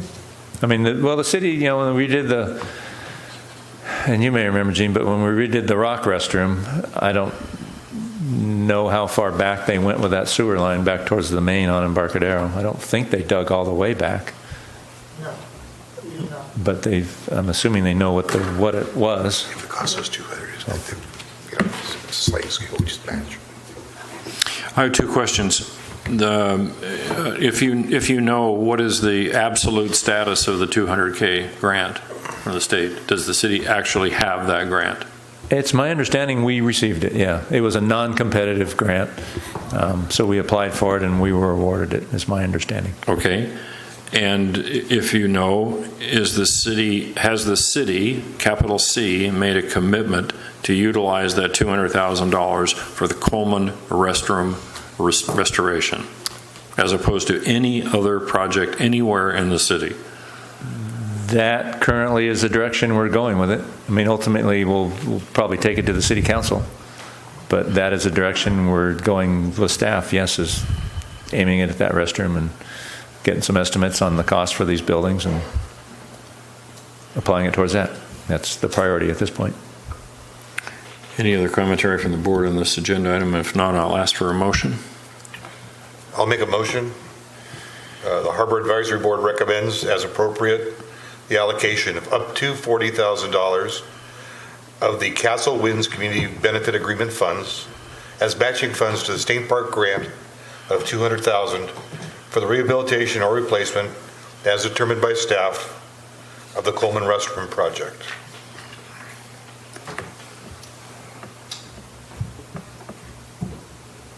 I'll second it. Moved and seconded. Any discussion? That was nicely stated, Yeah. Mr. Blackford. Call the question. All in favor? Aye. Opposed? None? Carries. Thank you. Lori, would you like Mr. Blackford to provide you with a text of his motion? Can you do that, please? I can. Thanks. That'd be great. Yeah. And also, if you'd copy me with that. And I think what we'll do is we'll send the Harbor Advisory Board on this one, unless Eric, unless you advise differently. The board would send a memo to council. No, that's fine. Okay. Okay. Copy, of course, to the Harbor Advisory Board. Okay. So that takes us to.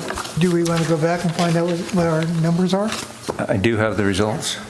Oh, thank you. Thanks, Gene. Just curious. No, thanks, Gene.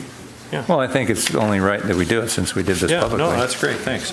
And I'm going to read everybody's votes Yeah, to start with, and I'll give you the results. sure. Starting at the left, Mr. McClish, Highest priority was for existing Harbor Department infrastructure, which was number 4 on that spreadsheet. His number 2 was maintain existing general public boating infrastructure, 3, maintain existing commercial fishing, and 4, maintain existing general public landside. Ms. Hanson, number 1, maintain existing general public landside. Number 2, maintain existing commercial fishing. Number 3, maintain existing Harbor Department infrastructure and capital needs. Number 4, maintain existing public boating infrastructure. Mr. Blackford, number 1, maintain existing commercial fishing. Number 2, existing Harbor Department infrastructure and capital needs. Number 3, maintain existing general public landside infrastructure. Number 4, maintain existing general public boating infrastructure. Mr. Reisner, number 1, maintain existing general public landside. Number 2, existing Harbor Department infrastructure and capital needs. Number 3, existing commercial fishing infrastructure. Number 4, existing general public boating infrastructure. Mr. O'Brien, number 1, maintain existing commercial fishing. Number 2, maintain existing general public boating infrastructure. Number 3, Harbor Department infrastructure and capital needs. Number 4, maintain existing general public landside. And last but not least, Mr. Dowdy, number 1, maintain existing commercial fishing. Number 2, existing Harbor Department infrastructure and capital needs. Number 3, existing general public boating infrastructure. Number 4, existing general public landside infrastructure. So the results, tabulating those together, if we did our math correctly. Number 1 is maintain existing commercial fishing infrastructure. Number 2, existing Harbor Department infrastructure and capital needs. Number 3, maintain existing general public landside infrastructure. And number 4, maintain existing general public boating infrastructure. That was interesting. From a scoring standpoint, the lowest score being the highest ranking because of the way we tabulate these together. Commercial fishing had 11. Harbor Department infrastructure and capital needs, 13. General public landside infrastructure, 17, and general public boating infrastructure, 19. So it took the place that everybody put it in times how many people put it in that place. You multiply those together, you come up with a number. So highest number is the lowest ranking. So there's kind of the spread. So you had 11, 13, 17, 19. So not a huge spread, but interesting. There you go. Thank you. And what are you going to do with that? It will be used to help inform future budgeting and city council decisions for capital needs and where we focus money. I think it was largely if we secure additional or augmented or new sources of revenue. Obviously, these are all infrastructure things. If we've come up with additional revenue or identified revenue to aim at infrastructure, where would we put our priority? And that's the main reason we're doing this. Okay, thank you. Okay, B3, update from the Eelgrass Ad Hoc Committee, and that chair is not present with us this evening. Does anybody have any commentary, Eric or anybody else, about that committee's activities? You did touch on it briefly earlier on. Okay. I have a question. Ma'am? Can we ask you gave an update, and can we have any kind of action-oriented request from the Eelgrass Committee, such as direction for them to go with, the mitigation bank, give us some options of what they're thinking about to work towards? Yeah, the committee, in a very real sense, the committee works for the board. Right. And we work for the city council, so surely that's entirely appropriate. Okay. Would you like to recommend a request to the committee? Yes, I would like to recommend a request for the committee to give us an plan of action for the next 6 months, or an update to the point of an actionable item to decide upon in the near future. Okay. Can I trouble you to send me an email? Yes, I will. That would be great, because I have a very weak memory. Okay. That would be wonderful, and I'll add that to my request that the committee chair meet with the community development director as well regarding the timing opportunities without regard to what you asked for. Okay. But I think the two sort of go together. Okay. Okay, thanks. Sure. Anything else on that one? Okay. So B4 is an update on Harbor Department lease management policy on the process. And I think we have sort of two parts to that. The Harbor Director has asked us to do something, and also Charisse is on that working group and has been kind enough to provide us with a general report of its activities from time to time. Can you do that? Well, currently I am not able to because I got the flu bug for the one meeting that happened in between this board meeting and today. And based on what we have in front of us, I would like to hand it over to Eric. Okay.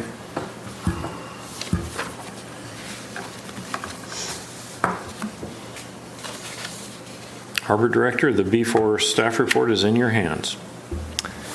Thank you, and I'm going to respectfully remind you, don't forget about public comment on items.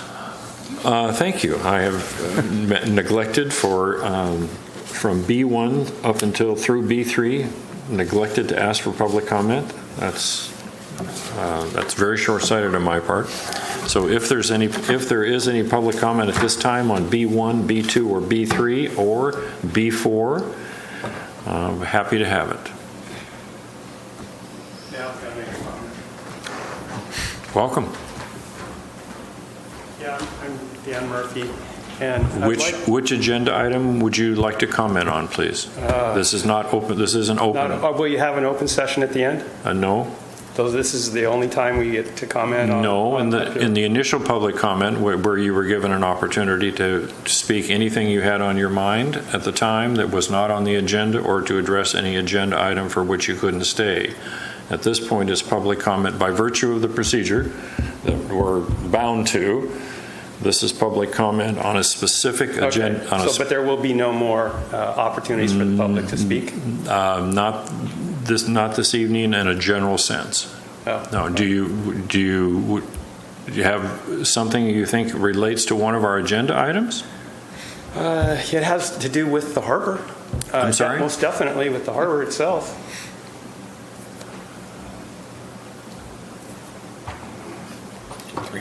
It is harbor-related business, and it affects the harbor greatly. I appreciate that, but we do have it. That's fine. You have 3 minutes, but you're welcome any time. But we do have a procedure, and the procedure is announced in the agenda that's published for the meeting. Okay. Go ahead.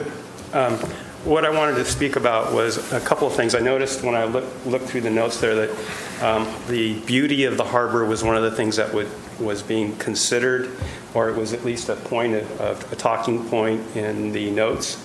And I spoke with Eric once about the amount of trash that builds up across from the park on the sand spit right there. If you go over there and you walk, you'll see trash, quite a bit of it.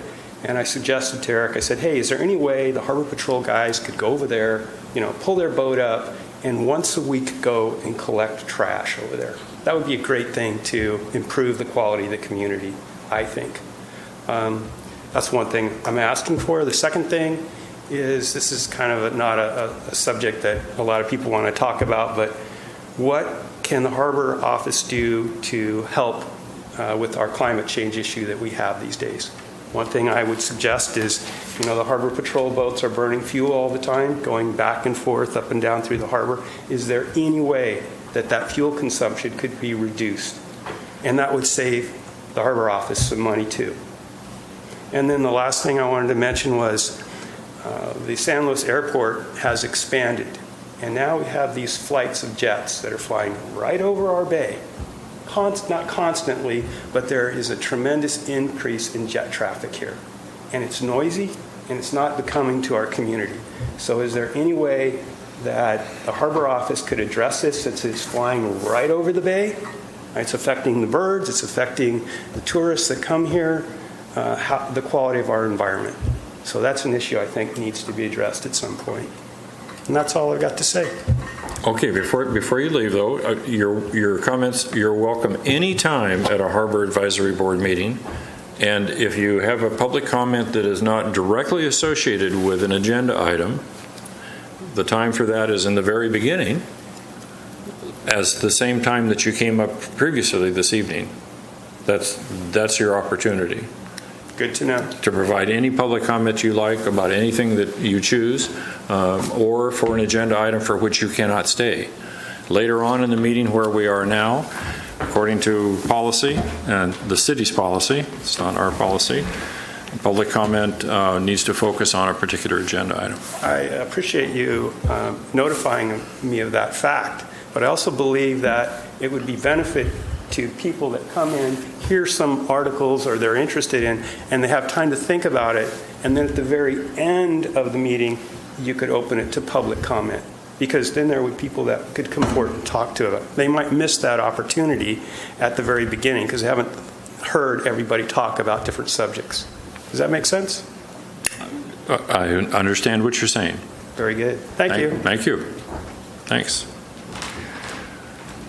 So B4.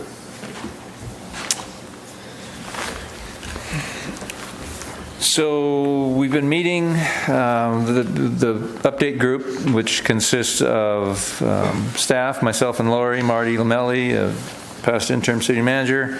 Mark Blafford was previously on, but for personal reasons he had to resign. Same with Smith Held as a waterfront leaseholder. Erica Crawford from the Chamber, Bob Fowler, waterfront leaseholder, Charisse, Harbor Advisory Board member, waterfront leaseholder, and Joan Solu, citizen and former hotelier and active in T-Bid and other places. So we, like I say, we're meeting about every 2 to 3 weeks. We are down to getting close to the end. We're through most of the meat and potatoes of the draft policy. We started with the existing policy and worked our way down through it and then added on sections and expanded on things. We've still got work to do. I definitely know we're not done. There's still some works in progress, but the vast majority of the material is there. I've given it to our 2 council representatives and community development as well, and I'm getting their input. We'll be getting legal's input as well. I'm hopeful to bring it to the city council in January for their first look at it and hopeful approval of it, depending on how things go through the rest of this month and into January. But I think we're at a point of having the Harbor Advisory Board look at this document, more not really looking for a word by word or down in the weeds look at this, but really looking at it from the higher level. 4 items that I identified that I think would be helpful. I've enumerated in the staff report, and one is the document clear? Does it seem to be logically put together? Does it read okay? Is it formatting, whatnot? Are any topics or areas missing? One thing I've came across today, looking at another lease policy, looking for something unrelated, but I came across a section I thought, we don't have that in ours, was good tenant retention. And should we have some sort of a policy or way to address retaining good tenants that we want to keep? And I don't think we specifically have that as a heading. So things like that. Are any topics missing? And are the topics that we have addressed in there, is it adequate? Is it too much information, too little information, too much in detail, too little detail? I also included in the staff report, obviously the draft document, but I also included our existing document, which I kind of wanted to use as an example for sort of the bare minimum. That policy, while it was good and robust when it was created over 20 years ago and was really pretty thin on details. Maybe that was designed by design or not, I'm not sure, but I think some of the issues we've come across in the last 10 to 15 years of managing these leases was lack of direction and having to kind of make some things up as we go. So have we struck the right balance for enough detail but not completely box ourselves into where it's going to hurt us in the long run? So that's what I'm looking for input. Whatever the Harbor Advisory Board, comes up with or what kind of comments we have, we'll take them into consideration in our next group meeting, which I think is next week. And then we'll continue forward with the update process. Okay. See, I started with Dana last time, so Gene, I'm going to start with you. Given There's a lot of meat on this thing here. I would like to read into the records, though. Under the background, it talks about the Tidelands Trust, and it mentions on page 59 that the grant land must be, this is the Tidelands grant. The granted land must be used for commerce, fisheries, navigation, recreational purposes, parklands, public access, and to me, most importantly, public parking and environmental protection or enhancement. This is the agreement. This is the legislative grant that the state of California, state lands, made with Morro Bay. And that says parking to be done on the west side of the Embarcadero. Now, the Coastal Commission staff would like to remove that parking on the west side of the Embarcadero, and several projects are in that process. But I think that that's against our Tidelands grant, and I think that needs to be addressed somewhere, somehow. That's why I wanted to get this on the record. And then I did have a question further down on the rates, and it has to do with the moorings and slip tie-ups. And I'm just curious, under the ground lease, I can understand that, but I don't understand under the building lease how that applies to moorings, ties, and slips.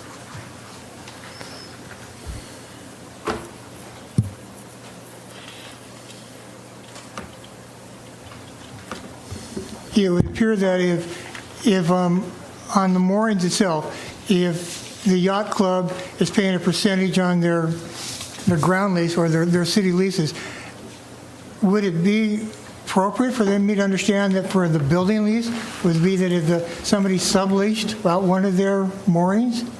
Is that what I'm looking at? No. So you're looking at the two different schedules. Yes. At the end. Yes. So the first one, Schedule A, percentage rent for ground leases, that's for the vast majority, and up until we reacquired the aquarium building, the entirety of our waterfront was on ground leases, meaning... I understand that. I'm going to think about the moorings, ties, and slips part of that. Okay. So under a ground lease, the leaseholder is 100% responsible for the ownership and maintenance of those moorings and slips. Under a building lease, which a mooring really isn't a building lease, nor is a slip a building lease, but the building lease concept is that the city owns all that and maintains all that infrastructure, and we lease it out. It's like us being the renter. So that's why it's the higher rate, because the leaseholder isn't responsible for paying for the infrastructure. Good question.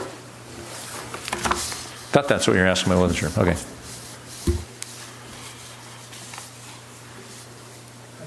Okay, Jeremiah? I don't either. Okay, Mark? First of all, I would thank the committee or the subcommittee for an extensive amount of work, as evidenced by the length of the document. I think it comes across as being very complete and gives a good balance between history and what's going forward. The only concern I have is the level of the restriction versus guidance it provides. And to me, this should be a policy of guidance more than of absolutes. As times change and the circumstances change, as we see that the previous document at that time was golden and now is being redrafted. So in terms of just overall direction of language, I would look at it as more as advisory as versus dictatorial. Less shalls and more mays, to put In it essence. in short? In essence.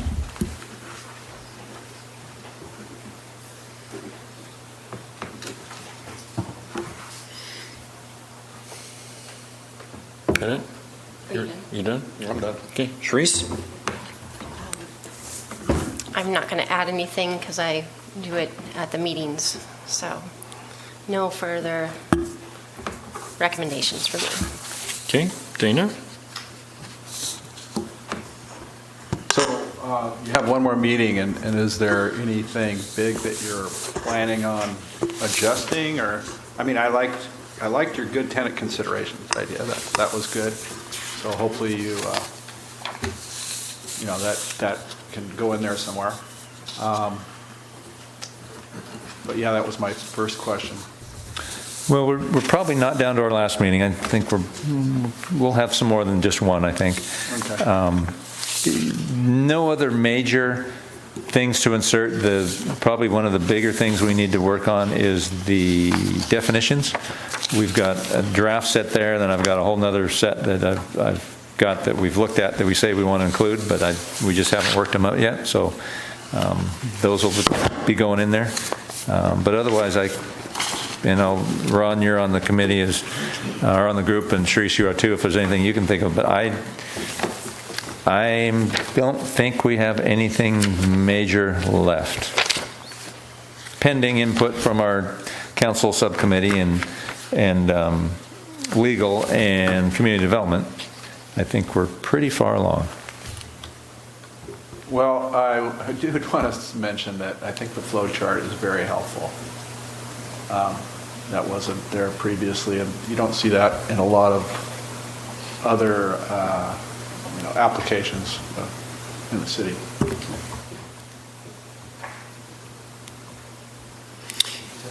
Okay, thanks. So keying off of having worked on this, which means one has a tendency to get down and below the 1,000-foot level as opposed to the 30,000-foot level. Keying off of Mark's comment, I can see bifurcating this effort. Doing a general policy document, and then doing a lease guidelines document. I do think that the shoulds and the have-tos and you wills are necessary in some way, shape, or form. The lease documents, the leases themselves, as if anyone's looked at them, they're kind of all over the map, if you will, or not exactly. That's not true. That's not true. There are a variety of terms and conditions in them. So there's no one consistent lease document, even though the city does have a template, but these things change over time, and as you pointed out, Mark. So if we had a lease guidelines section, I mean, I'm loath to think that I would be one of the parties that would have to go into that document and pull it apart, but it makes a lot of sense to me as I think about it now. For instance, your glass half full part, that you just brought up, that seems to be missing and is in somebody else's, that would be in the general policy. Here's your opportunities, life will be great. We'll all win together.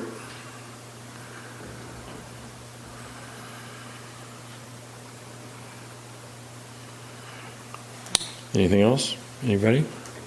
Gene. Yeah, maybe I missed it, Eric. Is there a portion of this document that deals with a lease site owner using his lease for financial equity to get a loan? Yeah, we beat that one up pretty good. It's in there. I'm not sure exactly where, but I should know this thing back and forward. But yeah, it's in here somewhere. Well, actually, I just found it. Page 13. Way up there. Paragraph right above paragraph 6, exhibits to policy. And this is something that was brought up. And one of the points made within the group is, why shouldn't the leasehold interest be able to be used for collateral for a tenant to do other investment outside the Tidelands Trust and treat it like any other asset? We ran that through our legal department and through State Lands Commission, and both said no, the financing, because it's a Tidelands Trust asset, any revenues derived from it, which a loan could be construed as revenues derived, must be used for leasehold or Tidelands Trust interests. So yeah, we did look at that, and it does say that on page 13. Okay. Okay, so our task was to select what we thought, each of us thought, were the two most important. That's not true, because I just moved on to the next agenda item. So that's also true. Thank you, Mark. I did not. So is there anything else that we can offer you on B4? No, I mean, your point about bifurcating it, that's an interesting one. And Mark's comment too about, I've always, being an operational guy, my staff will tell me, and Lori, black and white versus gray, it's oftentimes better to not have shalls and have mays, so that you've got a little bit of wiggle room there. So that's something to be considered. I hadn't thought about it in that regard, so it's a lens worth looking through. Both those are lenses worth looking through, I think. So we'll take that back to the group and see what they do with it. Okay. And Lori, what please is the next meeting date? The working group's meeting date? Next week on the 11th. The 11th. Thank you. It's in my organizer, but not in my head. So, okay. That does take us to B5, and I will ask for public comment on. I already asked for public comment on B4. I did. Yeah. Any chance we can take a little break? Absolutely. We're going to take a convenience break. 5 minutes. Absolutely. We're broken. Okay.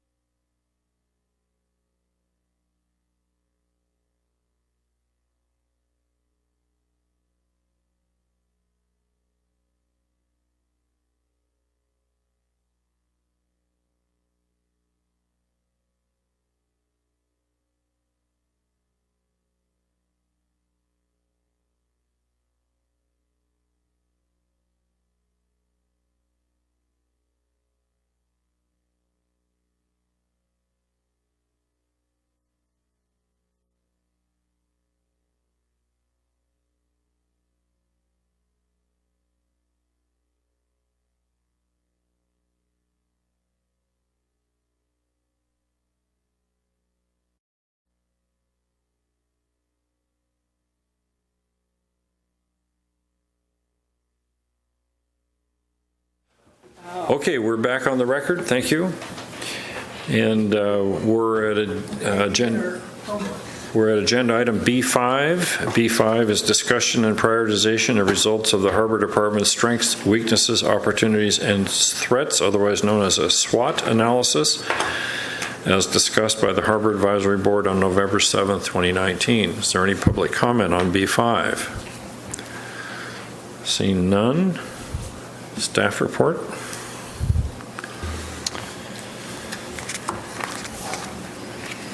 So as you hopefully remember, last meeting on November 7th, we went through a SWOT analysis, strengths, weaknesses, opportunities, and threats, as they related to the existing City Council goals and objectives, the 4 goals and objectives: achieving economic stability, improve public infrastructure, complete updates to the city's land use plans, and improve communication and engagement with the community. And so we looked through that lens at strengths, weaknesses, opportunities, and threats. And everybody jotted a good number of notes down, provided them to staff and to Ron. And Ron graciously put together most of this document. In fact, I think put together all this document. And just collated everybody's collective thoughts into one document. So I think what we're looking for tonight is kind of a prioritization exercise again, and we gave you another little spreadsheet to go through. If you could pick your top 2 on each goal and each SWOT item, what would it be? So hopefully that little spreadsheet we gave you is helpful. Yeah, and I apologize to the board for these bullets not being numbered, but if for each one of the numbered goals, there are 4 of them. If you would think in terms of each of the bullets under strengths, weaknesses, opportunities, and threats independently, and number those bullets, designate them A through whatever, A, B, C, D, and using the matrix document that the Harbor Department provided us with, list your top 2 items. For instance, goal number 1, strengths. I have A and D, just as an example. Has everybody done that? Yes. Wonderful. Jeremiah, you all set? Yes. Okay. We're done. Motion to adjourn? We've not quite, not quite. Not I quite. would still suggest everybody go through and say what their Absolutely. 2 are for each one. It's a public process. That's the correct thing to do. So Dana, we'll start with you. Okay. And if you would just Council goal number 1 restate the goal. Yeah. is Thanks. achieve economic and fiscal sustainability. I put under strengths A and D. The natural resources of the harbor and the bay is public attraction, Tidelands Trust lease sites, and the Tidelands Trust Act requirement. The revenues derived from the Tidelands lands go to the harbor fund. Weaknesses A and C. You don't want me to read all these, right? And opportunities, I put D and L. Threats, A and F. Goal number 2, improve public infrastructure. I have A and C. Weaknesses, I have B and C. Opportunities, I have C and D. Threats, I have A and B. Under goal number 3, complete updates to city land use plans and zoning policies and address affordable housing issues. Strength was easy. It was A and B. Weaknesses, I put A and C. Opportunities, I have A and B. Threats, I had a hard time with this one. Which one is 3? I put D. I only have 1 on that one.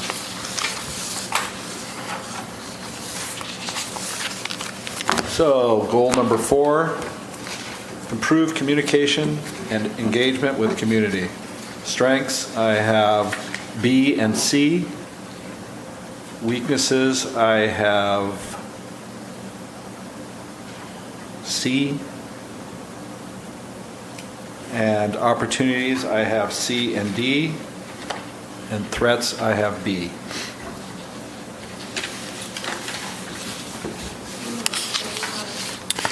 So, for those of the public who are interested in why we're doing this and what it all means, this is principally a planning exercise for the Harbor Advisory Board to help us focus on the things that we think are the most important as it relates to the harbor, and reflective of items in the city council's established goals and objectives that include the matters with the harbor. So I'm not stopping this, and Sharice, I'll get right back to you. But if folks are interested at home,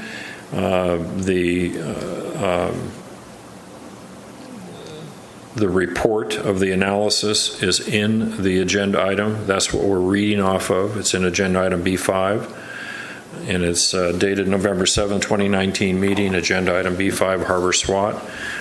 So if you are interested in what an A is or a D is or an F is, you can do your own calculation of what the bullet item is under strengths, weaknesses, opportunities, or threats. So having said that, and also the way we're going to use this moving forward is at the end of the meeting, I'm going to ask each of the board members to provide me with their sheets, and I will do a tabulation of all of them, and I will go back to the board with how that worked out, and then we will declare a future agenda item having to do with some planning. That's where we're headed. That's what it's for. Sharice, you're up. And if any one of you thinks that one of the items is particularly important, then go ahead and read out the description of that item, that bullet. Okay. So folks would have the benefit of that. All right. I mean, I could go through these. What would you like to do? I don't know. It just seems like, I mean, even for me to like follow going back and forth between what was important to him and remembering which the item, I don't see much as far as saying that. Can I say, maybe we can say what we all find is the most important and then kind of go into the finer details of strengths, weaknesses of that particular item? I think that would be a tabulation that would be for a future agenda item. Okay. But I think that's a good idea. Right. And I think we're saying the same thing in slightly But different you way. still want me to go in line by line and say what my choices are? I think it's most useful, I personally think it's most useful if we do the tabulation and then we report to the public on the tabulation. Right. On a future agenda item. Okay. So you still want me to say what these are? No, I'm giving you an opportunity to opt out. Okay, I'm going to opt out, but I am going to say that the two that I felt the most strongly about as far as the city goals to discuss and further was one, achieve economic and fiscal sustainability, and then number 4, improve communication and engagement with community. And then I wanted to go a little bit more as far as number 4, improve communication and the opportunities, and possibly add or expand on D. So if we go to 4, since you're giving me this opportunity, for opportunities, improving and enhancing council's utilization of the Harbor Advisory Board as a means to provide public input regarding harbor-related matters, assess harbor-related environmental issues, serve as a sounding board relative to potential new harbor initiatives and business ventures, annually review report on the state of the harbor. One of the things that I've been talking to other people about is, like on TBID, Jen brought this to my attention, that TBID separates all of the people on the board and allocates different areas, or specifically hotels, that they are supposed to communicate with. And so when we want to create more of a branching out to make sure that everybody is heard within the community and become more of an approachable figure, that if we could, as board members, allocate each of us to a different sector, or whether it be nonprofits or commercial fishermen or residents, some way for them to know that we're the person that you want to talk to and we can listen to you. Does that make sense? It does, and to a significant degree, that's theoretically been done. Right. Yes. By virtue of the seat that one occupies. Right. But in my experience on the board, with the exception of the commercial fisherman seat, I don't think the board has ever. I mean, I'm at large. I've never gone out and talked to at large, and you're occupy the leaseholder seat. Right, and they do approach, but it would be nice for the community to know that those people are out there and available, and they have a face to them, and it's not that you just have to sit here for the entire time until. Do you have a suggestion as to how people would come to know that? we could let them know, and possibly we could even put ourselves in some kind of respect with the Harbor Department if somebody calls, that if they want to meet with anybody more than just a little conversation at the front desk, that they can meet with one of us based on where they're coming from or the issue of which they're finding most valued. Okay. But that's a good question. We can try and find opportunities to let them know. But All omnibudsman. yes, exactly. I think you're going to declare a future agenda item. Yeah. Okay. Okay, so make a note. You're going to declare a future agenda item. Okay. Okay. Okay. Mark. I went through and my results were A, B, A, D, A, C, A, E. No.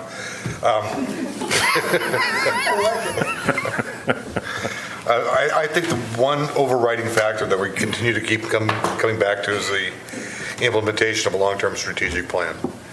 And that sort of answers a lot of questions as to everything from finances through leasehold improvements.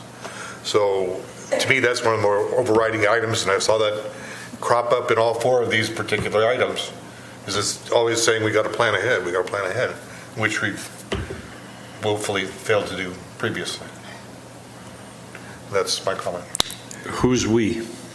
We, as in the general public, are all involved with regard to the harbor and its infrastructure. And its fiscal stability, so to speak. Oh, okay, and if there was a focused strategic planning effort, focused on the harbor, strategic planning effort, and I'm putting you on the spot, I apologize for that, but I know you can take it. Who, just off the top of your head, who would the principal players be? What entities would be? And an entity could be an individual, it could be a group, it could be an organization, it could be whatever. Sure, I could see this starting out as in terms of a public forum with Friends of the Bay, this type of a thing.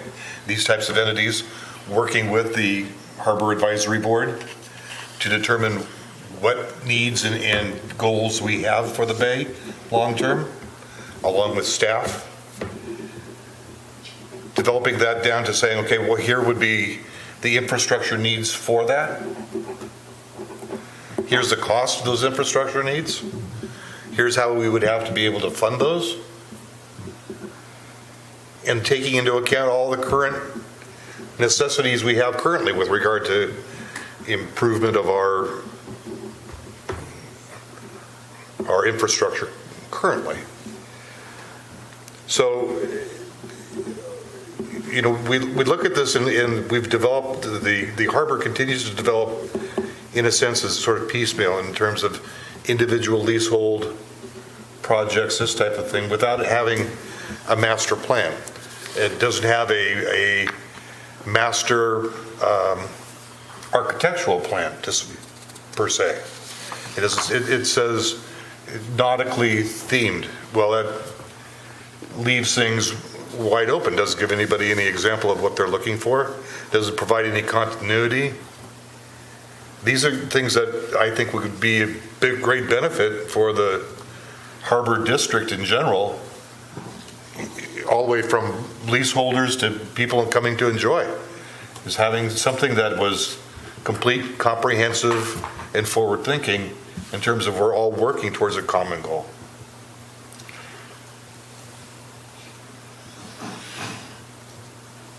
Okay. Okay, thank you. Jeremiah, any highlights that popped out at you, something that you thought was particularly important? No, I think it's important though that we don't do the AECBJ hell. The people watching this would have no idea what we're talking about. So it's to defer this to the next time we meet here with explanation that people can understand. But other than that, so. Gene? Gee, I was all ready to do my ABC deal.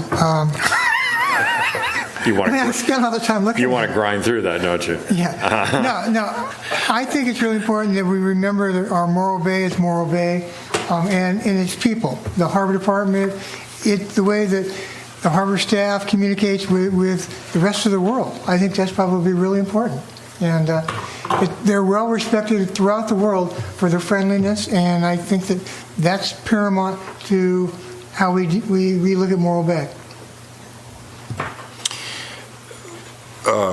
Interestingly enough to me, that was, in a sense, that was one of the items that came out of this exercise, the most came out of this exercise that struck me.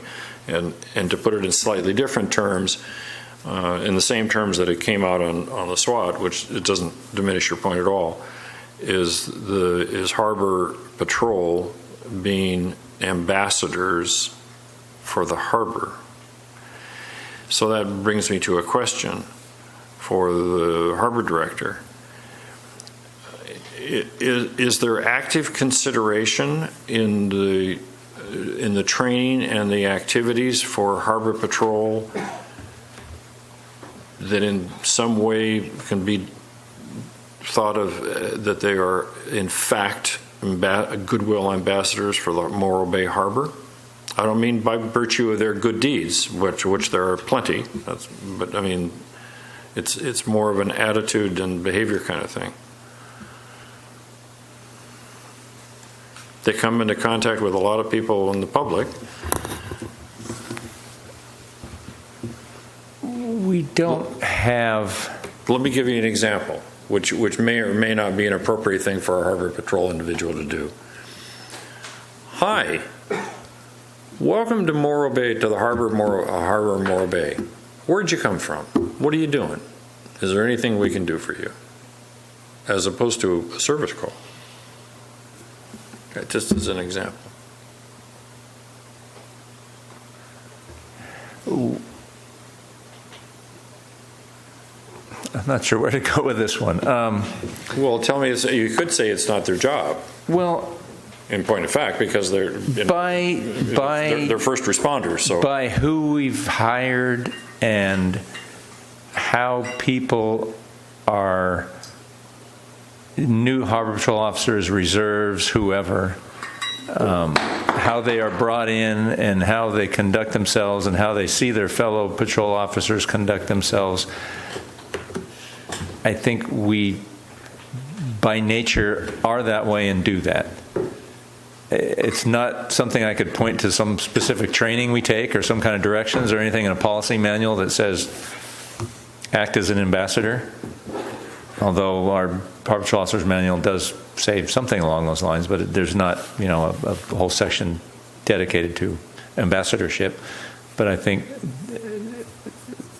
by the nature of our department and carrying on the legacy that I've inherited and we've all inherited, I think that's just how we try to be when we're out there, in general.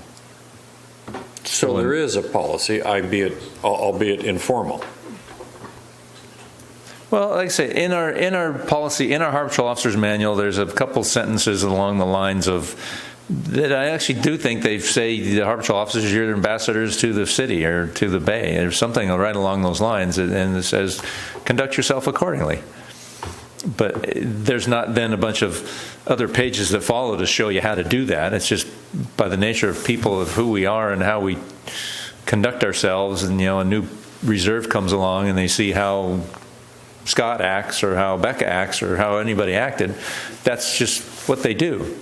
I think it's just by nature what we try and do. Of course, there's the enforcement and there's the other stuff, and we've got to be bad guys too. But I think just our nature and the people we have, that's what we try to do. And when somebody new boater comes in to the office, or either by boat or we meet them out on the water, we generally do engage them that way and talk it up with them and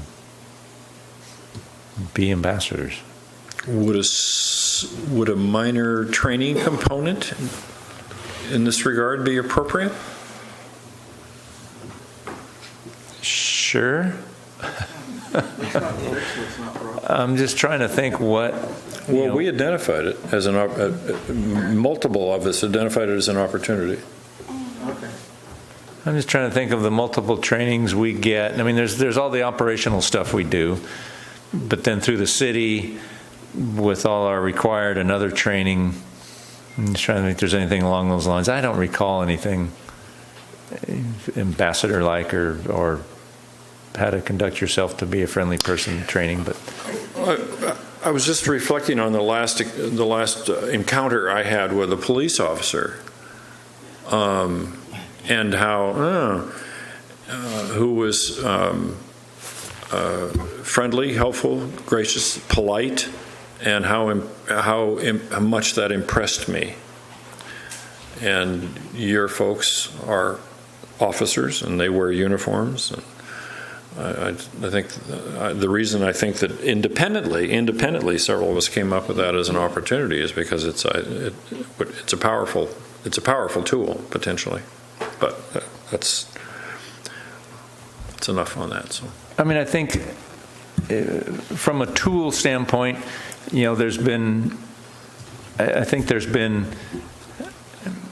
efforts or initiatives that the city has conducted largely, and I'm not going to give you any examples. I can't think of any off the top of my head, but I know we've done some things. But larger city initiatives where, as a department head, I get direction from the city manager and through the council, and then an initiative the city wants to do, and that filters down through me, through my patrol supervisor, and to the harbor patrol officer. So we do use their harbor patrol's ambassador-like quality at times to try to carry forward some of the city initiatives. So in that sense, it's an opportunity that I think we have used on occasion. I think we use it regularly as just in the general boating world to do the things we do, but it could be an opportunity to be expanded upon in that regard, whether it's an eelgrass thing or I don't know, you can think of a million things where you could use harbor patrol officers to take a message forward into the community in a positive manner. okay, well, thank you for the discussion. Okay, anything else on B5? So next time we're going to bring back, I'll collect all those. I am going to collect them, okay, and I'm going to collate them, and we're going to put it on. There's no January meeting, do I remember that correctly? There should be no January, because in February we adopted our schedule, and I'm pretty darn sure we didn't have January and July on there. Yeah, so it will be on the next regular meeting agenda, and we'll report and do something with it in terms of a planning tool. Thank you. Okay. So the next item is declaration of future agenda items, and I seem to recall there were at least two that we were going to declare. All right, so you're going to help me with my verbiage here. Okay. So the first one was an eelgrass, yeah, you're going to have to help me. We wanted a further update, more so than just the advisory board. So what kind of actionable motion can I request? What would that look like, sound like? You don't have to make actually you don't have to make a motion. You can declare it, and if there's if there's consensus agreement, then that's fine. What I hear you saying to me, and correct me if I'm wrong, is that you would like the Eelgrass Committee to propose an action plan. Okay. Relative to the city incorporating, and correct me if I'm wrong, the city incorporating some sort of eelgrass mitigation plan, program, something, into the GPLCP update. You agree? No, this is her idea, so no. Whatever you decide, Sharice. I declare a future agenda item based on what Board Member Reisner just said. Oh, yeah, you Please. just did. You just did. Okay, You just good. did. Okay, and there was a second one, I think? Oh, okay. Okay, I declare a future agenda item. The proposal of forming individual board members to be allocated areas or community groups, however that be decided, to increase public engagement. Okay. Harbor Advisory Board outreach. Yes. Program. Yes. Habo. Okay. Anything else? Anybody have anything else? Ron, Jeremiah? have we scheduled anything to discuss the monies from Castle Wind to come before the board? Has that been? We have not agendized that. We have not agendized it. Individuals have lobbied the city council and the city manager to take affirmative action in determining that some or all of the community benefit agreement funds from Castle Winds go to the Harbor Fund. I'm not aware that those private parties have had any response.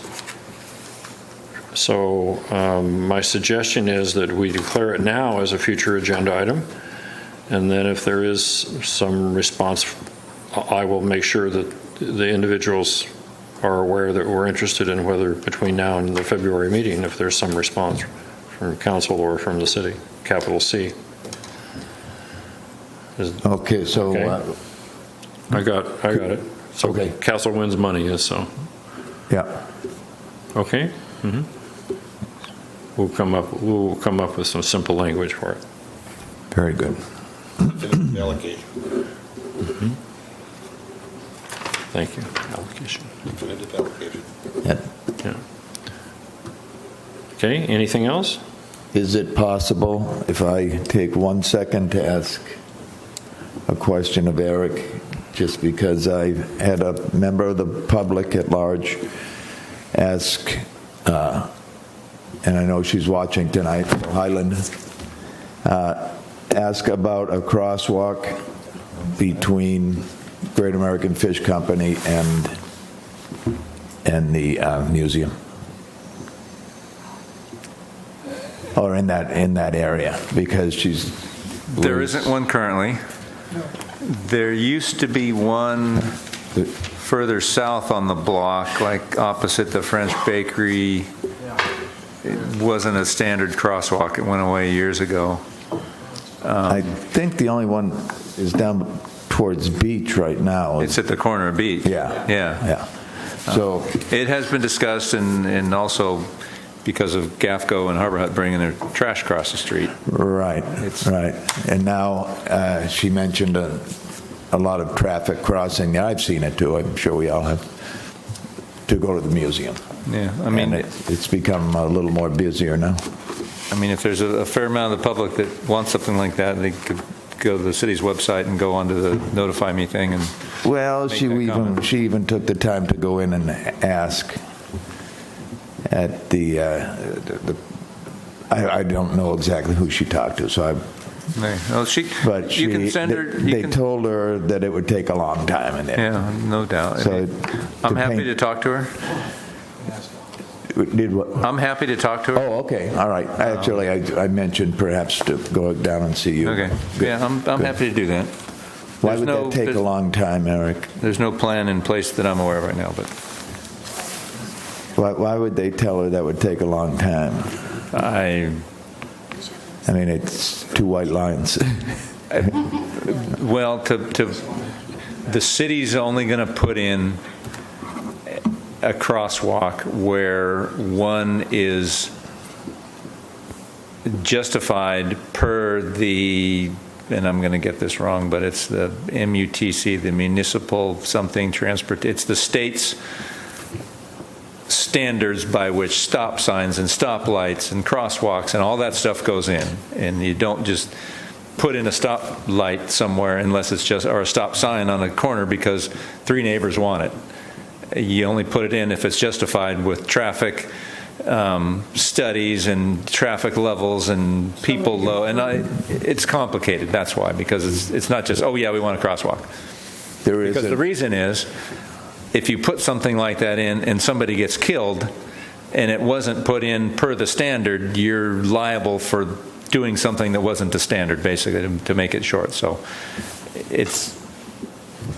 there's a lot to go through to get to that point. It's not simple, unfortunately. That's the shortest answer I can give you.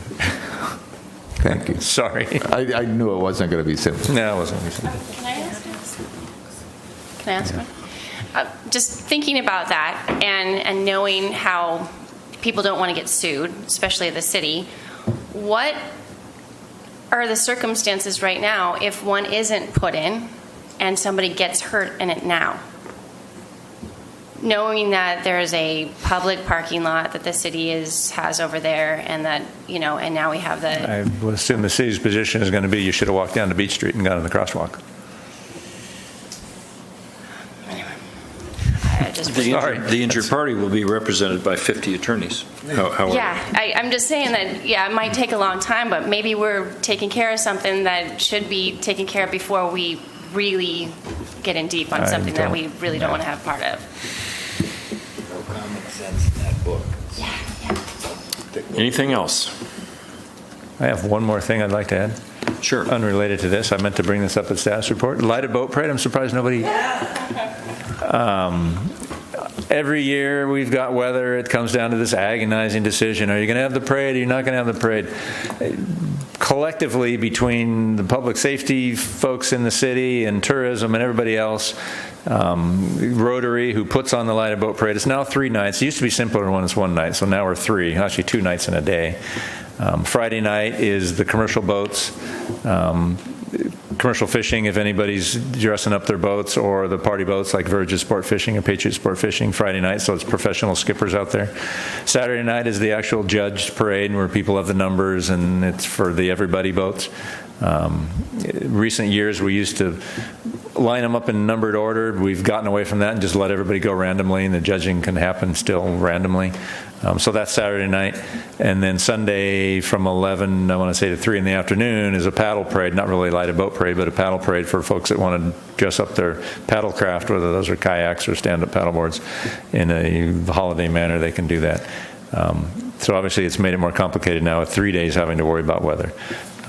So we made the executive decision that rain, stormy, rainy conditions was always, should we cancel, should we not cancel?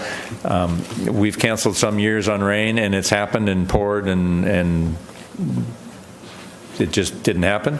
And we've canceled some years when it's supposed to rain and it didn't rain, and we get criticized up and down and cussed a blue streak because we canceled. And we've done it the other way around, where we haven't canceled and it's been windy and rainy and we get cussed a blue streak. So we can't win for losing, but so we've decided we're not going to worry about rain. If it's raining, it's raining. Spectators and participants can decide for themselves if they want to participate. We're only going to look at it from a safety standpoint, and that means wind. And if there's significant wind, small craft advisory level or above, then we'll consider canceling. As of right now, today, Thursday evening, Friday evening's parade is not looking real great. South to southeast winds, 20-25 knots. Gusting to 30, but diminishing as the evening goes on, so we'll see how that shapes up tomorrow. But since those are professional skippers, we're not too worried about what happens. If it's stormy and rainy like it looks like it's be, there's probably not going to be a lot of boats in the parade, but we'll see. Saturday evening, it's looking a little better. We're still going to have some light rain. South wind in the morning and afternoon, but diminishing in the evening, in the afternoon and evening, so it's probably going to be below advisory level Saturday evening, so likely not looking like we'd be predisposed to canceling on Saturday, so Saturday's looking pretty good. And then, like I say, the wind lightens up in the evening on Saturday. And then Sunday, I think the rainstorm, this last system clears out Saturday night, early Sunday morning, and then Sunday we're supposed to have maybe potential showers, and then clearing winds in the afternoon. So we're probably going to get some light south winds maybe early in the morning, and then northwest winds in the afternoon. So we'll probably back to kind of a semi-normal day Sunday afternoon. So Sunday's looking pretty good. So that's your status. So Friday, probably going to be wet and stormy and not a real great night. Saturday, looking pretty good. And Sunday, looking okay too. Subject to change because it's the weather. And that's always going to be my disclaimer. Thank you. Yeah, thank you. I have involved in a construction project right now, and I've been praying at the altar of John Lindsay. And so far in the last 2 weeks, he's batting 500. So there ain't no way to know. Don't dig footings this time of year. Thank you, Dana. That's what I needed. Thanks. That's just exactly what. Yeah. Thank you very much. Yeah. Where were you when I needed you? Yeah. Okay. Motion to adjourn. Second. Okay. Moved and seconded. Any discussion? Seeing none. All in favor? Aye. Opposed? None. Carries. Thank you very much. Thank you.